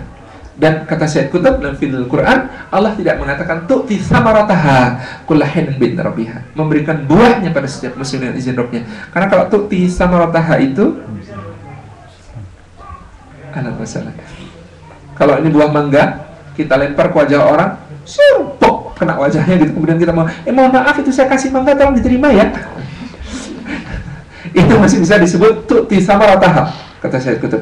Tetapi yang namanya tu'ti ukulaha, memberikan ukul, itu artinya pilih mangga yang paling harum, aromanya paling lembut, teksturnya paling manis rasanya, kupas hati-hati, kemudian potong kecil-kecil, tusuk dengan garpu, suapkan ke mulutnya sambil tersenyum, ayo silahkan. Itu baru tu'ti ukulaha, kata Syed Qutb. Jadi perbuatan kemanfaatan dari iman yang tumbuh dengan benar itu tidak sekedar memberi manfaat, tetapi cara memberi manfaat itu juga diutamakan. Cara memberikan kemanfaatan itu juga diutamakan. Memberikan sedekah dengan melempar, benarkah? Tidak. Kebaikannya ada pada bagaimana merahasiakan sedekah itu. bahkan kepada khalayak ramai untuk menjaga perasaan si penerima. Falsafah yang kemudian sampai sekarang kami di Jogokarian selalu begitu. Yang namanya zakat, kurban itu nggak boleh ada antrian di masjid. Yang namanya zakat, kurban nggak boleh ada antrian di masjid. Silakan warga mohon tetap tinggal di rumah, kami antar satu persatu ke rumah. Harus ahsan. Karena menampakkan antrian di masjid, menampakkan kemudian orang berantri-antri rela, berdesak-desakan. Alangkah buruknya bagi kehormatan mereka dan kehormatan kaum muslimin dan bahkan kehormatan Islam. Itu tuh kulah itu saat itu. Alhamdulillah kami di Jogokarian misalnya setiap Idul Adha itu menyembelih kira-kira 40 lembu dan 40 kambing. Itu dengan personel panitia sekitar 400 sampai 500 orang. Itu yang kami alhamdulillah selama ini sudah bikin alur kerja flowchart yang bagus, sehingga kalau jam 11 kita sudah mulai membagi selalu, meskipun ada banyak yang harus dibagi, ribuan jumlahnya. Mukmin itu memberi kemanfaatan, dan tidak sekedar memberi kemanfaatan, tetapi memberikan kemanfaatan dengan cara yang paling indah. Kulahinin setiap musim, kata Imam Ibnu Katsir, kulahinin artinya setiap musim, berarti tidak bersyarat. Jangan sampai seorang mukmin itu punya akhlak bersyarat. Berarti belum akhlak namanya kalau masih bersyarat. Dia itu baik loh kalau lagi banyak uang, bersyarat. Dia itu ramah loh kalau lagi perlu, gitu, lagi ada butuhnya, dan sebagainya. Ini pokok pikiran pertama dalam dekapan ukhuwah adalah soalnya iman itu hubungan. Allah meletakkan keimanan kita, ukuran-ukurannya itu dalam kualitas hubungan yang kita jalin dengan sesama. Baik itu keamanan yang bisa kita hadirkan, kenyamanan yang bisa kita tampilkan, maupun kemanfaatan yang bisa kita berikan. Yang kedua, pokok pikiran kedua dalam dekapan ukhuwah adalah hubungan itu harus bersama iman, karena hubungan yang tidak bersama iman tidak berharga. Ketika hubungan tidak bersama iman, maka hubungan itu akan menjadi penyesalan, akan menjadi permusuhan, akan menjadi nestapa di akhirat. Allah berfirman di surah Az-Zukhruf ayat ke-67, Al-akhillau yawma idin ba'duhum li ba'din aduun ilal muttaqin. Al-akhilla, orang yang saling mencintai, orang yang akrab mesra di dunia. Al-akhilla, orang yang saling menyayangi, para kekasih di dunia. Yawma idin ba'duhum li ba'din aduun ilal muttaqin. Pada hari itu, pada hari kiamat, kata Allah, maka sebagiannya akan menjadi musuh bagi sebagian lain, illal muttaqin, kecuali orang-orang yang bertakwa. Al-akhillau yawma idin ba'duhum li ba'din aduun illal muttaqin. Orang-orang yang saling mencinta, para kekasih, pada hari ini akan menjadi musuh bagi sebagian yang lain, kecuali orang-orang yang bertakwa. Di surah Al-Furqan Allah sebutkan di antara penyesalan orang-orang yang hubungannya keliru di dunia karena tidak disertai dengan iman itu, ya wailata laitani lam attakhid fulanan khalila. Aduhai binasa aku, celaka aku, andai dulu dunia tidak kujadikan si fulan itu sebagai kekasihku, sebagai kawan akrabku, sebagai teman dekatku, sebagai rekan yang paling mengerti tentang aku. Aduhai binasa aku, celaka aku. Kita sudah cerita sebab nuzul ayat ini kemarin di pertemuan kedua di KBRI adalah tentang Uqbah bin Abi Mu'aid dan Ubay bin Khalaf. Tentang Uqbah bin Abi Mu'aid dan Ubay bin Khalaf yang sebenarnya Uqbah sudah niat masuk Islam karena mendengar ayat Al-Quran yang menurut dia pasti kebenaran, tidak mungkin dikarang oleh Muhammad. Tapi kemudian dia mau mengajak temannya yang namanya Ubay bin Khalaf, teman akrab, teman mesra, teman dekat, yang sangat kompak sejak dulu. Begitu diajak, ternyata Ubay justru memalingkan wajah dan mengatakan, lo gue en, kata anak sekarang. Tapi bahasa dia ketika itu adalah, wajahku haram bagi wajahmu, wajahku haram bagi wajahmu. Kenapa? Karena engkau telah menemui Muhammad, beriman kepadanya dan ingin menjadi pengikutnya. Kau mengkhianati nenek moyang kita, kau mengkhianati tuan-tuan kita. Aku tidak sudi lagi memandangnya. goyah Uqbah ketika kemudian Ubay bin Khalaf mengatakan begitu, sehingga dia mengatakan, tidak kok, aku tidak begitu. Buktikan. Apa yang harus dibuktikan? Lakukan sesuatu yang membuat hatiku ridha. Maka apa yang dilakukan oleh Uqbah? Dia kumpulkan kotoran-kotoran isi perut unta yang menjijikkan ke dalam sebuah wadah. Dia bawa wadah itu kepada Rasulullah Sallallahu Alaihi Wasallam. Ketika beliau sujud, maka itu ditumpahkan ke kepala dan punggung beliau. Maka orang ini, Uqbah bin Abi Mu'ayth, kelak di akhirat akan berteriak, ya wailata laitani lam attakhidh fulana khalila. Aduh binasa aku, celaka aku, andai dulu di dunia tidak aku jadikan si Ubay bin Khalaf itu sebagai kasihku, sebagai kawan akrabku, sebagai teman dekatku. Ini nasib dari semua hubungan yang tidak didasarkan atas iman. Permusuhan, nestapa, penyesalan besar. Maka setiap hubungan yang kita jalin, kita bangun, kita perlu evaluasi. Kita ini dalam hubungan itu, apakah kita menjadi semakin taat kepada Allah, atau justru semakin jauh dari Allah? Semakin dekat, atau justru semakin berjarak dari Allah? Apakah kita membuat semakin banyak beribadah, atau justru banyak sia-sianya ketika berhubungan dengan Dia, atau bahkan ketika berhubungan dengan Dia kita justru kemudian dalam kemaksiatan-kemaksiatan? Ini harus kemudian diperhatikan. Karena ketika kita mengevaluasi lalu kita menemukan ada yang salah, kita harus merestorasi cinta itu dengan kata-kata aku cinta padamu karena Allah, dengan cara yang diridhai Allah, dalam rangka mencari ridha Allah. Baru lengkap. Bukan cuma aku cinta padamu karena Allah, tidak cukup. Aku cinta padamu karena Allah dengan cara yang diridhai Allah, dalam rangka mencari ridha Allah. Itu baru lengkap. Aku cinta padamu karena Allah dengan cara yang diridhai Allah, dalam rangka mencari ridha Allah Subhanahu wa ta'ala. Dan kalau itu sudah, Masya Allah, betapa agungnya cinta karena Allah itu. Karena dia adalah penanda manisnya iman. Tidak akan mencapai manisnya iman kecuali salah satunya adalah cinta karena Allah, benci karena Allah. Dan dia adalah satu amal yang sangat agung nilainya di sisi Allah Subhanahu wa ta'ala. Cinta karena Allah itu. Karena dijanji oleh Allah, orang yang saling mencintai karena keagunganku, maka akan kuberikan kepada mereka naungan pada hari tiada naungan kecuali naunganku. Dan bahkan orang yang saling cinta karena Allah ini, berjumpa karena Allah, berpisah karena Allah, maka di surga mereka akan memiliki mimbar-mimbar dari cahaya tempat mereka bertampil, yang bahkan membuat iri para nabi dan syuhada. Kok bisa ada nabi iri? Ya ada, kan nabi tidak punya pengikut, mau berukhuwah sama siapa juga gitu. Syuhada juga begitu. Kadang-kadang ada orang-orang yang kemudian mereka adalah pahlawan ketika dalam keadaan perang, tapi bingung ketika sudah zaman damai mau ngapain gitu. Karena memang tipikal orangnya bukan tipikal orang yang kemudian bisa menjalin hubungan dengan akrab. Kalau perang oke, jadi pahlawan, tapi kalau jadi zaman damai bingung mau ngapain gitu. Syuhada pun iri, cemburu kepada orang yang saling cinta karena Allah Subhanahu wa ta'ala. Jadi betapa agungnya cinta karena Allah itu. Dan kebersamaan itu indah sekali, karena cinta karena Allah itu mengantar kita pada kedudukan yang mungkin tidak dicapai oleh amal-amal pribadi kita.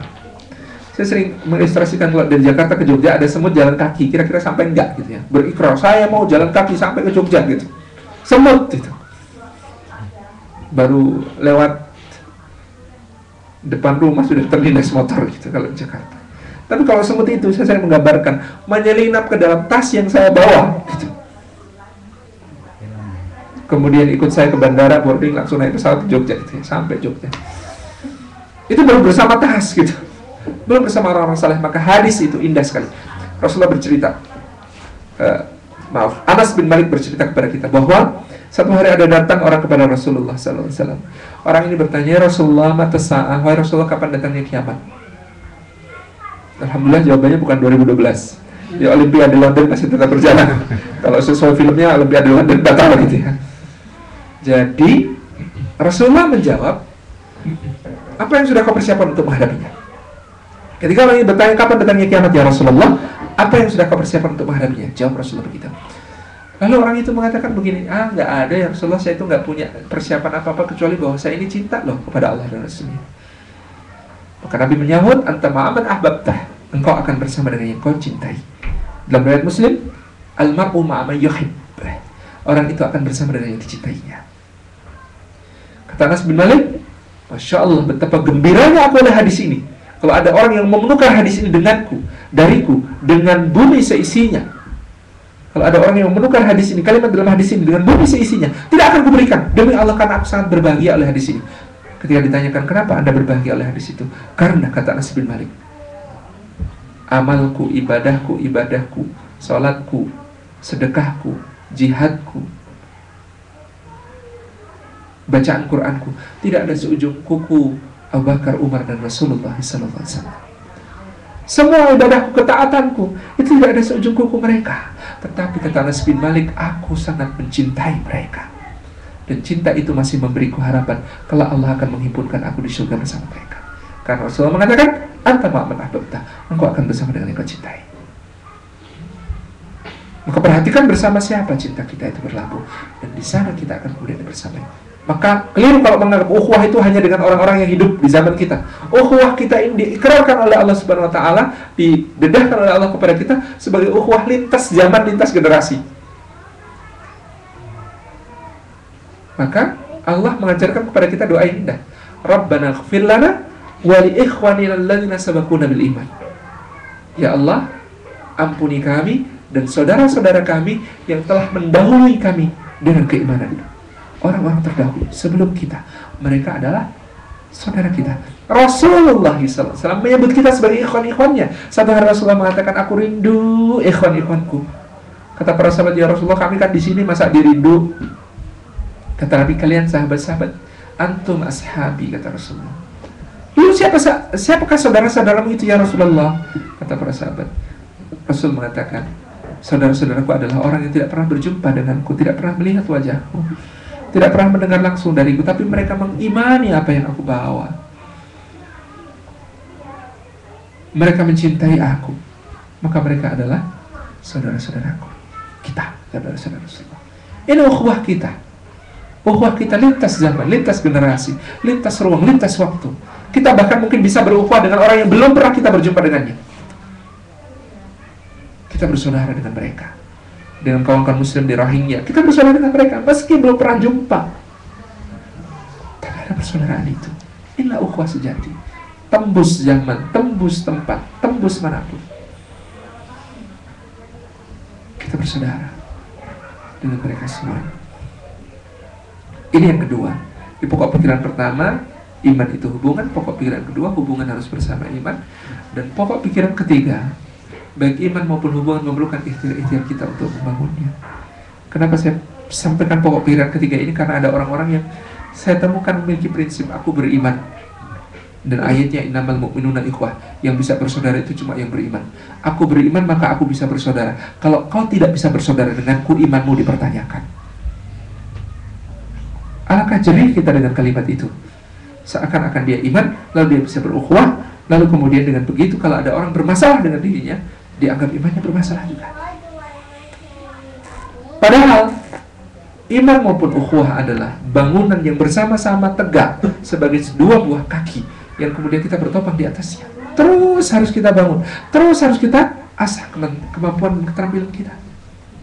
Jangankan kita, para sahabat Rasulullah pun yang imannya tidak dipertanyakan, mereka juga mengalami masalah-masalah dalam ukhuwah itu. Dan unik indah, kemarin sudah kita sampaikan ayat tentang ukhuwah sekaligus ayat tentang masalah. Innamal mu'minuna ikhwah fa aslihu baina akhwaikum.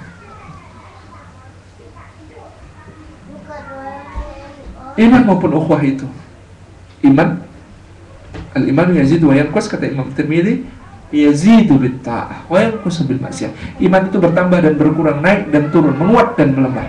Bisa bertambah, menguat dan naik kalau dia kemudian disikapi dengan ketaatan.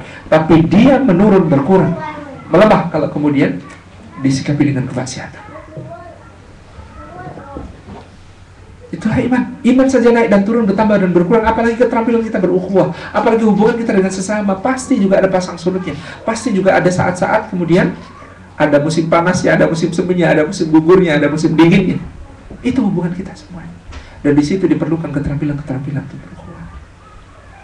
Orang yang kita sebut Sayyidina Abu Dzar Al-Ghifari tadi, yang pernah mengatakan kepada Bilal, hai anak budak hitam, Termasuk di antara orang yang kemudian imannya tidak perlu dipertanyakan, tapi dalam soal menjalin ukhuwah, kadang-kadang beliau mengalami masalah. Justru karena sifat aslinya yang oleh Rasul disebut sebagai asdaqul lahjatan.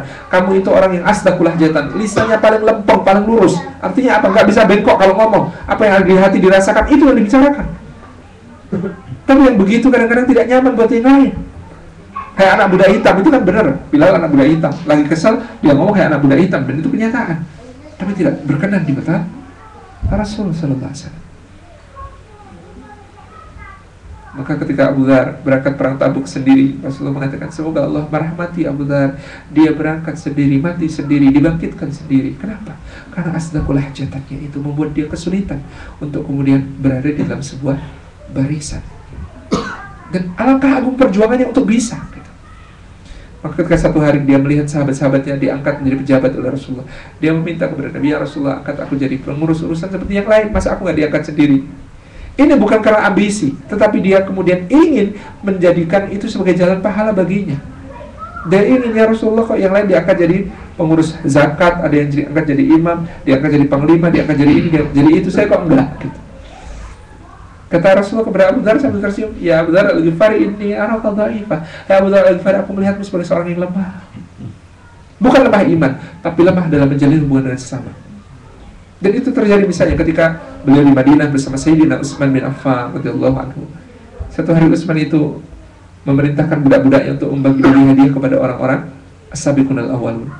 Maka ada 1000 dinar dalam kantong, 1000 dinar. 1 dinar 2,2 juta sedikit. 1000 dinar itu 2,2 miliar. Itu dibagikan oleh Utsman untuk masing-masing para sahabat as-sabiqun al-awwalun. Budaknya dipeseni, ini kamu saya utus ke Abu Dzar. Abu Dzar biasanya susah menerima hadiah, tapi kalau dia mau terima, gitu ya, aku akan sangat bersyukur. Maka kamu bebas dari perbudakan kalau Abu Dzar mau menerima. Berangkat budaknya semangat banget, diserahkan kepada Abu Dzar. Ya Abu Dzar al-Ghifari, wahai sahabat Rasulullah, ini ada hadiah dari Tuanku Utsman, tolong diterima dan mudahkan urusanku. Apa maksudmu? Kata Abu Dzar. Jadi kata Tuan Utsman, kalau Anda berkenan menerima hadiah ini, beliau akan sangat berkenan dan aku akan dibebaskan dari perbudakan. Maka permudahlah urusanku, wahai Tuan Abu Dzar. Apa kata Abu Dzar al-Ghifari? Demi Allah tidak akan kubiarkan kau bebas dari perbudakan, ganti aku yang terbeli dan menjadi budaknya Utsman. Pulang budak itu ketakutan lari dan dia kemudian menghadap Utsman, Tuanku Utsman. Abu Dzar gak mau menerima, dia mengatakan begini-begini.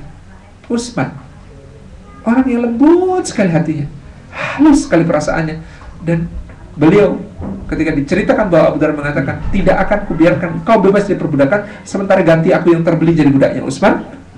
Utsman sakit 3 hari 3 malam. Utsman sakit 3 hari 3 malam karena kata-kata itu.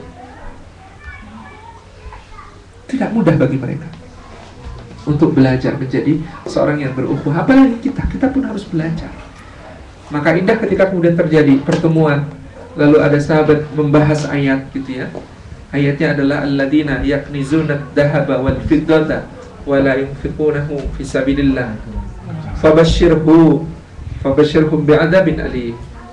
Kalau ada orang yang menimbun emas dan perak dan tidak menafkahkannya di jalan Allah, maka beri kabar gembira mereka dengan azab yang pedih. Kata Abu Dzar, ayat ini menunjukkan kita ini hanya boleh mengambil sebatas kebutuhan, selebihnya harus diinfakkan. Ini pemahaman Abu Dzar. Di situ ada Ka'ab al-Ahbar. Dulu dia Yahudi, masuk Islam. Lalu dia kemudian mengatakan begini, aku mendengar dari Ibnu Abbas, aku mendengar dari Ibnu Umar, aku mendengar dari dia sebutkan kabairus sahabat, para pemuka sahabat. Aku mendengar mereka mengatakan harta jika sudah dizakati maka sudah gugur kewajibannya. Harta jika sudah dizakati maka sudah gugur kewajibannya. Itu kan Abu Dzar merasa diajak frontal gitu. Maka dalam ayat disebutkan Abu Dzar memukul Ka'ab al-Ahbar dan mengatakan, diam kau orang Yahudi, apa urusanmu? Diam kau anak Yahudi, apa urusanmu? Nah ketika itu Utsman di tengah-tengah situ, dia menangis. Wahai Abu Dzar al-Ghifari, ittaqillah. Ya Abu Dzar al-Ghifari, bertakwalah kepada Allah, jaga manusia dari bahaya lisan dan tanganmu. Nangis Utsman. Karena Utsman nangis, Abu Dzar ikut nangis. Maka kata Utsman, sepertinya wahai Abu Dzar, kau memang tidak tahan hidup bersama kami. Kata Abu Dzar, iya wahai Amirul Mukminin, sesungguhnya kekasihku Rasulullah SAW berpesan kepadaku, kalau rumah-rumah di Madinah tingginya sudah melampaui pohon kurma, itu saatnya aku keluar. Jadi Abu Dhar itu tidak dipesan. Ini kalau pohon-pohon di kurma di Madinah sudah kalah tinggi dari rumah-rumah, kamu keluar aja dari kota Madinah. Nah, lalu Utsman mengatakan, demikianlah hendaknya, di tempat mana yang kau kendaki. Lalu Abu Dhar memilih Rabdah, sebuah desa terpencil. Dibawalah ke sana, diantar oleh Utsman, diberi fasilitas oleh Utsman semuanya. Tetapi ketika Utsman pulang, datanglah para penghasut dan pemberontak. Datang mereka mengatakan, wahai Abu Dhar Al-Ghifari, tidak pantas seorang sahabat mulia seperti engkau, yang lisannya lurus dijamin oleh langit, mengatakan apa yang hak seperti engkau, diperlakukan seperti ini. Tidak pantas. Di belakang kami ada 100.000 pedang, kata si penghasut itu.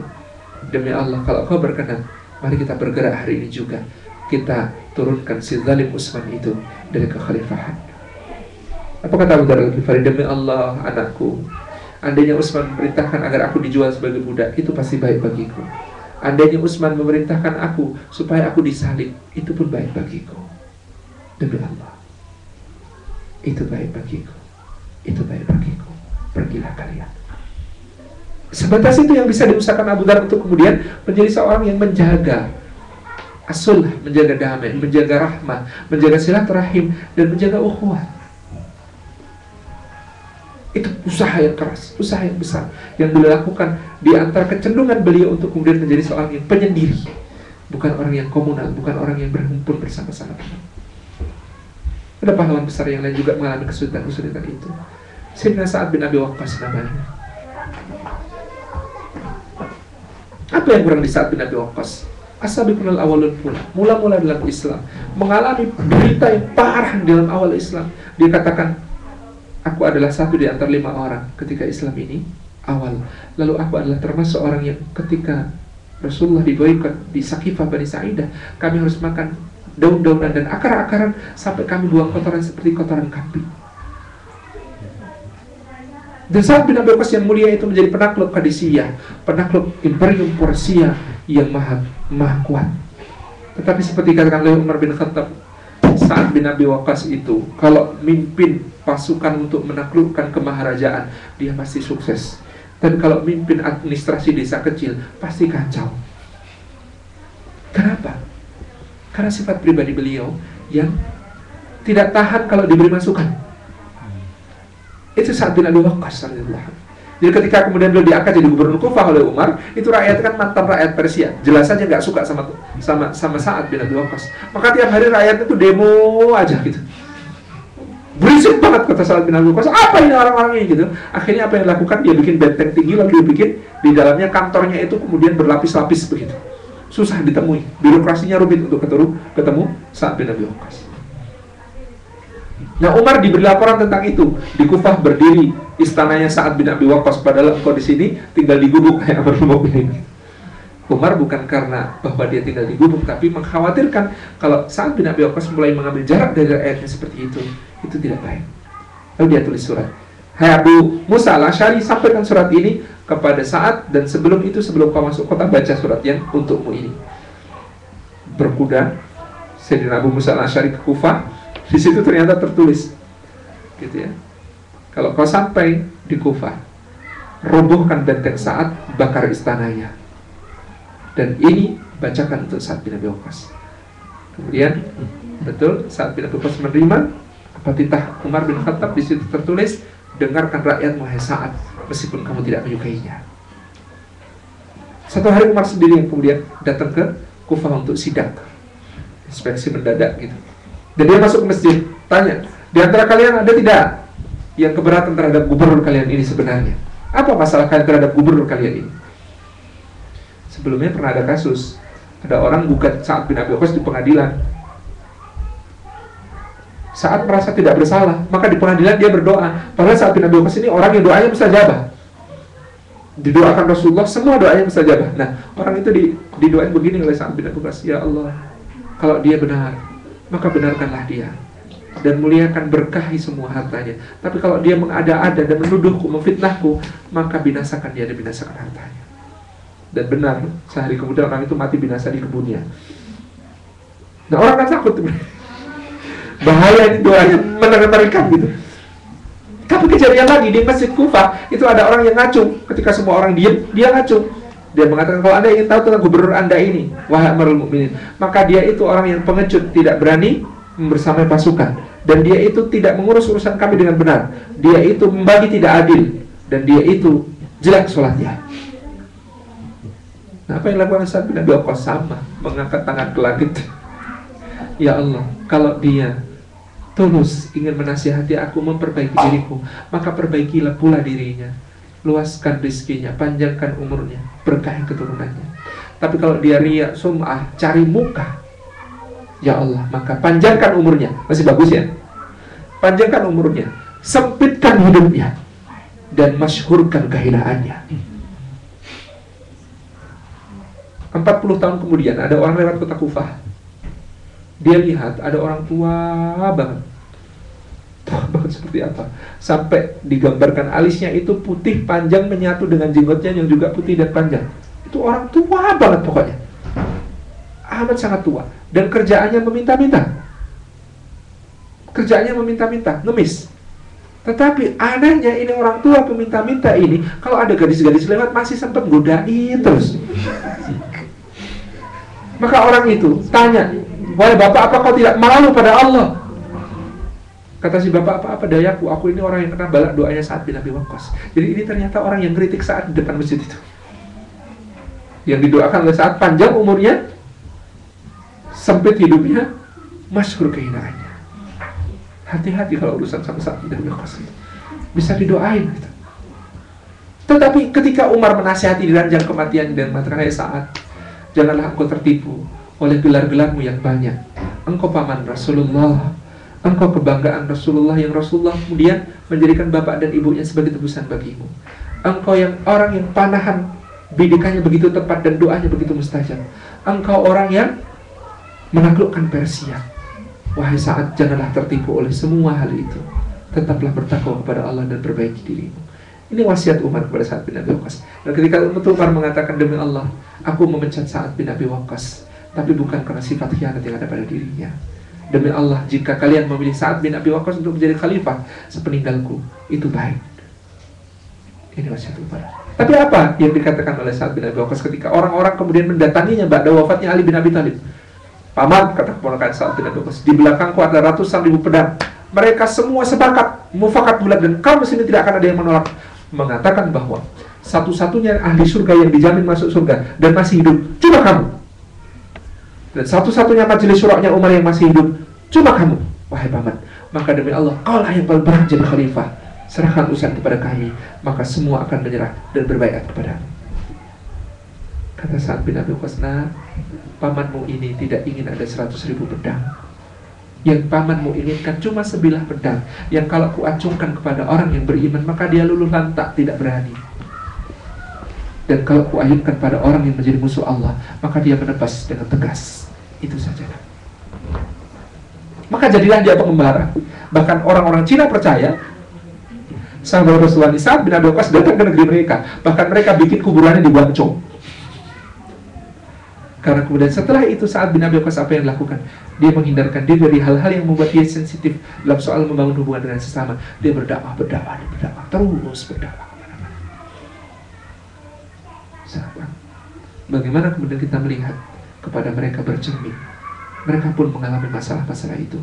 Para sahabat adalah manusia biasa, meskipun mereka bintang gemintang di langit yang jauh, yang kita tidak mungkin sampai bisa menggapainya, menggapai derajat mereka sama sekali. Tetapi kita bisa belajar dari mereka bahwa mereka di dalam iman dan di dalam ukhuwahnya pun mengalami kesulitan-kesulitan itu, mengalami masalah-masalah itu. Dan saya ceritakan sebagai ujung tentang Sayyidina Talha bin Ubaidillah. Orang mengira antara Rasulullah dan para sahabat gak pernah ada masalah. Kemarin saya cerita tentang Utsman dan Rasulullah, hari ini saya cerita tentang Talha dan Rasulullah. Satu hari Talha itu sedang ngobrol asyik dengan sepupunya. Siapa sepupunya? Sepupunya Talha itu istri Nabi, namanya Aisyah binti Abu Bakar. Ngobrol asyik mereka di depan rumah Aisyah. Rasulullah datang dari masjid. Namanya suami lihat istri ngobrol sama laki-laki lain, wajar cemburu. Dan itulah Rasulullah. Kemudian beliau menampakkan wajah yang tidak suka dan cemburu dan memberi isyarat supaya Aisyah masuk. Aisyah pun masuk. Talha tersinggung. Dan dia mengatakan apa? Demi Allah, kenapa Rasulullah SAW melarang aku bicara dengan sepupuku sendiri? Maka demi Allah, nanti kalau beliau wafat tidak akan ada yang bisa mendahuluiku melamar Aisyah. Kata Talha begitu. Inilah Talha, orang yang disebut oleh Rasulullah. Betapa baik hubungan mereka dulu. Ketika Talha kemudian berada di perang Uhud, dan hari Uhud adalah harinya Talha, 70 luka kena di tubuhnya, mengalirkan darah semuanya demi menjagai Rasulullah, demi menjadi perisai bagi Rasulullah. Dan dia mengatakan, ya Rabbi khudh bidami hadal yawm hatta tarda ya Allah, ambil darahku hari ini sampai kau ridha ya Allah. Lalu ketika Nabi melihat Talha terpincang-pincang karena bagian lututnya terluka dan dua jarinya putus, Rasulullah mengatakan, kalau ingin melihat syahid yang masih berjalan di muka bumi, lihatlah Talha bin Ubaidillah. Tapi ketika itu apa yang dikatakan? Demi Allah, tidak akan ada yang bisa mendahului saya melamar Aisyah kalau Rasulullah wafat. Kalimat itu akhirnya menyebar sampai ke telinga Umar bin Khattab, yang Umar langsung melabrak ke rumah Rasulullah dan mengatakan, ya Rasulullah, mulai sekarang jangan biarkan istrimu tampak, jangan biarkan istrimu dilihat orang, jadi fitnah ya Rasulullah. Hijab mereka, tutup rapat-rapat ya Rasulullah. Ini kata Umar. Dan seperti biasa Umar muhaddatsun, dibenarkan oleh Allah Subhanahu wa taala dengan turun surah Al-Ahzab ayat 53. Wa idza sa'altumuhunna an mata'in fas'aluhunna min wara'i hijab. Jadi kata Allah, kalau kalian wahai para sahabat berbicara dengan istri-istri Nabi, maka lakukan dari balik hijab. Dan diharamkan bagi kalian menyakiti Rasulullah, jangan kalian menyakiti Rasulullah, dan diharamkan bagi kalian menikahi istri-istrinya sesudah wafatnya. Selesai. Disampaikan ayat itu kepada Talha, apa yang dilakukan? Menangis dia. Talha kemudian membebaskan dua budaknya dengan sangat menyesal. Lalu kemudian dia menyedekahkan 10 untanya, umrah jalan kaki ke Makkah untuk menebus kesalahannya. Maksud hati, pulang dari umrah itu baru dia akan menghadap Rasulullah dan meminta maaf. Tapi ketika Talha sampai di Madinah, Rasulullah sudah dikuburkan, Rasulullah sudah wafat. Alangkah jerih hatinya, dia tidak sempat minta maaf kepada Rasulullah ketika hidupnya. Alangkah berat itu hubungan-hubungan di antara mereka itu. Dan itu yang digunakan oleh Sayyidina Ali bin Abi Thalib untuk menciptakan perdamaian dengan jeli. Ketika terjadi waqatul jamal dan berhadapan mereka di pihak yang saling berperang, Ali menulis surat pada Talha, "Wahai Talha, aku rindu saat-saat itu ketika pedang kita berayun searah di sisi Rasulullah. Kenapa kita sekarang saling berhadapan? Datanglah ke kemahku sebagai seorang sahabat. Aku rindu kepadamu." Datang Talha, begitu datang Talha masuk, dalam riwayat disebutkan kita Talha masuk ke kemah Ali. Ali sudah berkaca pinggang menghadap ke arah dinding dan kemudian membaca ayat wa idza sa'altumuhunna mata'an fas'aluhunna min wara'i hijab. Jadi Talha masuk dengar ayat itu sudah gemeteran duluan gitu. Hai Talha, kau ingat tidak ini ayat turun tentang siapa? Kata Talha, tentang aku gitu. Iya wahai Talha, ini karena ucapanmu yang bersumpah demi Allah tidak akan ada orang yang mendahuluiku melamar Aisyah ketika Rasulullah wafat. Lalu kenapa sekarang hai Talha ketika Rasulullah benar-benar wafat? Alangkah aneh perbuatanmu. Kau tinggalkan istrimu di rumah hai Talha, lalu kau ajak Aisyah untuk berperang di sisimu. Macam apa kau Talha? Sudah nggak bisa ngomong, Talha sudah ambruk kita. Lalu Ali kemudian memeluknya. Damai hari ini, selesaikan, jangan sampai ada darah kaum muslimin tertumpah lagi. Kata Talha, iya, aku tahu. Talha pulang, tapi ada orang yang tidak suka perdamaian, lalu dia dipanah. Meninggallah Talha hari itu, dan Ali bin Abi Thalib kemudian menguburkan Talha. Ketika menguburkan Talha, Ali menimang putra Talha yang masih kecil dan mengatakan apa? Sambil bercucuran air mata, kata Ali, aku nak berharap semoga aku dan ayahmu itu termasuk apa yang difirmankan oleh Allah Subhanahu wa taala di surah Al-Hijr, wa naza'na min sudurihim min ghillin ikhwanan ala sururin mutaqabilin. Aku nak berharap bahwa aku dan ayahmu itu termasuk seperti yang difirmankan Allah. Nanti di surga Allah cabut dari dalam hati kami segala rasa tidak nyaman, rasa luka, rasa dendam, rasa gondok, rasa gak enak, rasa benci. Semua Allah cabut. Lalu kami berada di dalam surga bertetangga, duduk di atas dipan-dipan sambil saling memandang dengan penuh keridhaan sebagai saudara. Alangkah berlimpahnya dan alangkah kemudian kita hari-hari memerlukan ikhtiar-ikhtiar untuk ukhuwah dan iman itu. Di buku dalam dekapan ukhuwah, langkah-langkahnya saya bagi menjadi 5. Sebening prasangka, selembut nurani, sehangat semangat, senikmat berbagi, dan sekokoh janji. Itu dalam dekapan ukhuwah. Kita mengambil cinta dari langit dan menebarkannya di bumi. Kita mengambil hubungan yang mesra dengan Allah Subhanahu wa taala, agar kita kemudian menjadi alatnya Allah untuk menyampaikan rahmatnya bagi semua manusia. Demikian tentang dalam dekapan ukhuwah. Saya kembalikan kepada Pak. Baik, jazakallahu khair Ustaz. Tidak terasa agak injurikan, tapi karena asyiknya jadi nggak kerasa. Ibu-ibu dan bapak sekalian dalam warga kibar yang melihat dan menyimak tausiah melalui live stream di internet, kami beri kesempatan ibu-ibu untuk memberikan pertanyaan.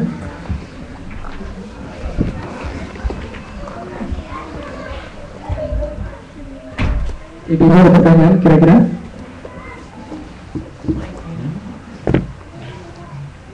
Nggak ada. Sayangnya mukanya nggak bisa dimajukan sebenarnya. Dari bapak-bapak, pertanyaan mungkin? Terkesima. Mbak Diki, silakan Mbak Diki. Assalamualaikum warahmatullahi Waalaikumsalam. Saya mau bertanya mengenai apakah ada hubungan iman dengan amanah.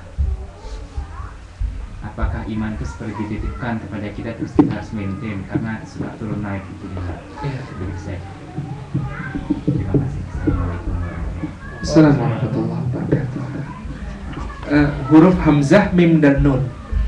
Huruf hamzah dan mim dan nun ini melahirkan begitu banyak kata. Di antaranya adalah iman. Amana yu'minu imanan.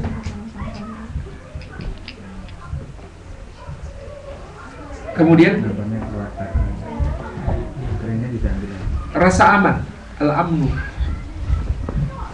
Kata di Rasulullah mengatakan iman itu hubungannya adalah soal bagaimana seorang mukmin bisa menghadirkan rasa aman. Kemudian juga soal amanah. Dan Rasulullah memang mengatakan la imana liman la amanata lahu. Tidak ada iman bagi orang yang tidak punya sikap amanah. Sikap amanah itu sikap dapat dipercaya, jujur. La imana liman la amanata lahu. Tidak ada iman bagi orang yang tidak punya sifat amanah. Nah, kalau kemudian dimaknai apakah iman itu amanah bagi kita kalau dia sudah dikarenakan Allah? Iya, setiap karunia yang diberikan oleh Allah kepada kita adalah amanah yang harus kita jaga, kita syukuri agar bertambah. Ada orang itu suka mensyukuri nikmat-nikmat yang berupa, ya Allah, hari ini dapat rezeki sekian, saya syukuri. Tapi dia lupa mensyukuri imannya, maka imannya nggak nambah-nambah. Padahal kunci agar kemudian ditambah nikmatnya oleh Allah itu adalah disyukuri. Maka iman ini yang paling penting untuk kita syukuri. Ya Allah, aku mensyukuri bukan Engkau telah menjadikan aku di antara orang yang telah mengenalmu lalu beriman kepadamu. Ini adalah satu nikmat terbesar. Maka dia disyukuri supaya bertambah dan bertambah. Dan Rasulullah mengajarkan kepada kita doa untuk menguatkan iman itu. Allahumma a'inna ala dzikrika wa syukrika wa husni ibadatik. Ya Allah, kuatkan aku, bantu aku, tolong aku untuk senantiasa menzikirmu, mengingatmu, mensyukurimu nikmatmu, dan juga berihsan di dalam ibadah kepada Pak Asy'ari. Ihsan di dalam amal kemana-mana, memang namanya ihsan. Jadi apakah iman itu amanah? Setiap karunia yang diberikan oleh Allah adalah amanah. Setiap yang dikaruniakan kepada kita harus kita pertanggungjawabkan. Maka iman itu dipertanggungjawabkan dengan amal. Kita tidak bisa kemudian mengatakan, ya Allah, Kau telah karuniakan padaku iman, terima kasih, cukuplah untuk hidupku dunia akhirat. Tidak. Allah akan menuntut, kalau kau beriman, mana amalmu? Kalau kau beriman, mana amalmu? Mana manfaatmu? Mana akhlakmu? Mana kesalehanmu? Itu saja. Ini amanah yang diberikan oleh Allah Subhanahu wa ta'ala. Jadi iman itu memang amanah karena dia adalah bagian dari nikmat yang dikaruniakan oleh Allah Subhanahu wa ta'ala kepada kita. Dan dia adalah yang paling layak disyukuri dari semua nikmat yang diberikan oleh Allah. Iman itu yang paling layak disyukuri. Dan kata Umar bin Abdul Aziz, kalau soal selain iman gitu ya, mampu bersyukur itu nikmat yang lebih besar daripada nikmat yang disyukuri. Mampu bersyukur itu nikmat yang lebih besar daripada nikmat yang disyukuri itu. Karena mampu bersyukur itu karunia yang luar biasa. rasa. Wallahu a'lam bishawab. Begitu kira-kira Mas Diki. Ya. Saya kembali ke sayap kiri ke dulu. Masih ada pertanyaan lagi?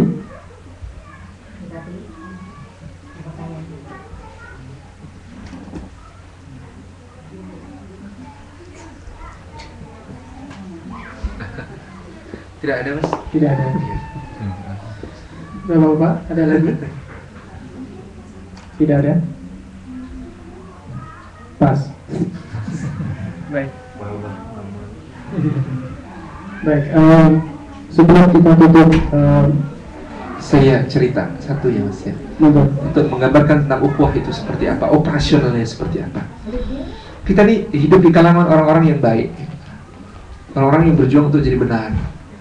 Maka kadang-kadang dengan cara itu kita kadang-kadang merasa benar. Saya menulis di dalam dekapan ukhuwah itu, kalau kau merasa besar, periksa hatimu, jangan-jangan sedang bengkak.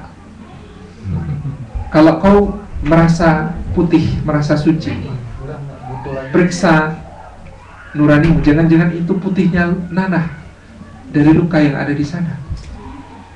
Kalau kau merasa tinggi, periksa jiwamu, jangan-jangan sedang melayang kehilangan pijakan. Kalau kau merasa wangi, periksa ikhlasmu, jangan-jangan itu asap dari amal saleh yang hangus dibakar riya. Karena amal saleh itu ketika pun hangus dibakar riya, baunya tetap wangi gitu. Maka bagaimana kemudian kita tadi sebening prasangka. Seorang mukmin itu berprasangka baik kepada dirinya sendiri, sehingga dengan itu dia berprasangka baik kepada sesamanya. Kata Abdullah bin Mubarak, kalau kau melihat atau mendengar tentang saudaramu sesuatu yang tidak berkenan bagimu, maka carilah 77 alasan untuk membenarkannya. Pak Asy'ari mendengar tentang Syekh Maryam itu ya, dengar dari negara mana katanya ini dusta, ini justru misionaris gitu kan. Beliau mencari 77 alasan untuk membenarkannya karena saudara, karena prasangka baik. Kalau 77 alasan itu tetap satu pun tidak masuk akal, kata Abdullah bin Mubarak, maka katakan pada dirimu, saudaraku itu punya alasan yang tidak aku tahu. Itu saja. Ini prasangka baik. Muaranya di sana. Karena prasangka baik kepada diri sendiri mengantar pada prasangka baik kepada orang lain. Maka kata Dr. Mustafa As-Sibai, seseorang yang berprasangka buruk kepada orang lain itu hakikatnya berprasangka buruk kepada dirinya sendiri, yaitu dia membayangkan kalau dia jadi orang itu dia akan berbuat buruk.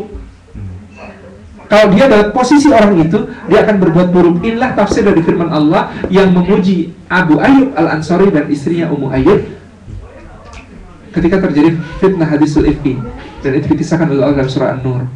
Kenapa orang-orang mukmin tidak berprasangka baik kepada diri mereka sendiri seperti Abu Ayyub dan Ummu Ayyub? Apa yang dilakukan oleh Abu Ayyub dan Ummu Ayyub? Mereka berdiskusi, "Hei Ummu Ayyub, kalau kamu jadi Aisyah, mungkin tidak kamu lakukan itu," kata Ummu Ayyub. Kata Abu Ayyub pada Ummu Ayyub. Jawab Ummu Ayyub, "Aduh, na'udzubillah min dzalik. Sejelek-jeleknya aku ini wahai Abu Ayyub, sungguh demi Allah aku paling jijik pada dosa yang namanya zina. Dan apatah lagi jika aku bersuami karena Rasulullah. Bagaimana mungkin aku akan mengkhianati suamiku yang adalah makhluk yang paling mulia di langit dan di bumi." Jadi kata Abu Ayyub, jadi kamu nggak mungkin lakukan itu. Nggak mungkin, innalillahi wa inna ilaihi raji'un, na'udzubillah min dzalik. Nggak mungkin. Maka kata Abu Ayyub begini, kalau begitu Aisyah lebih tidak mungkin lagi, karena Aisyah lebih baik daripada kamu.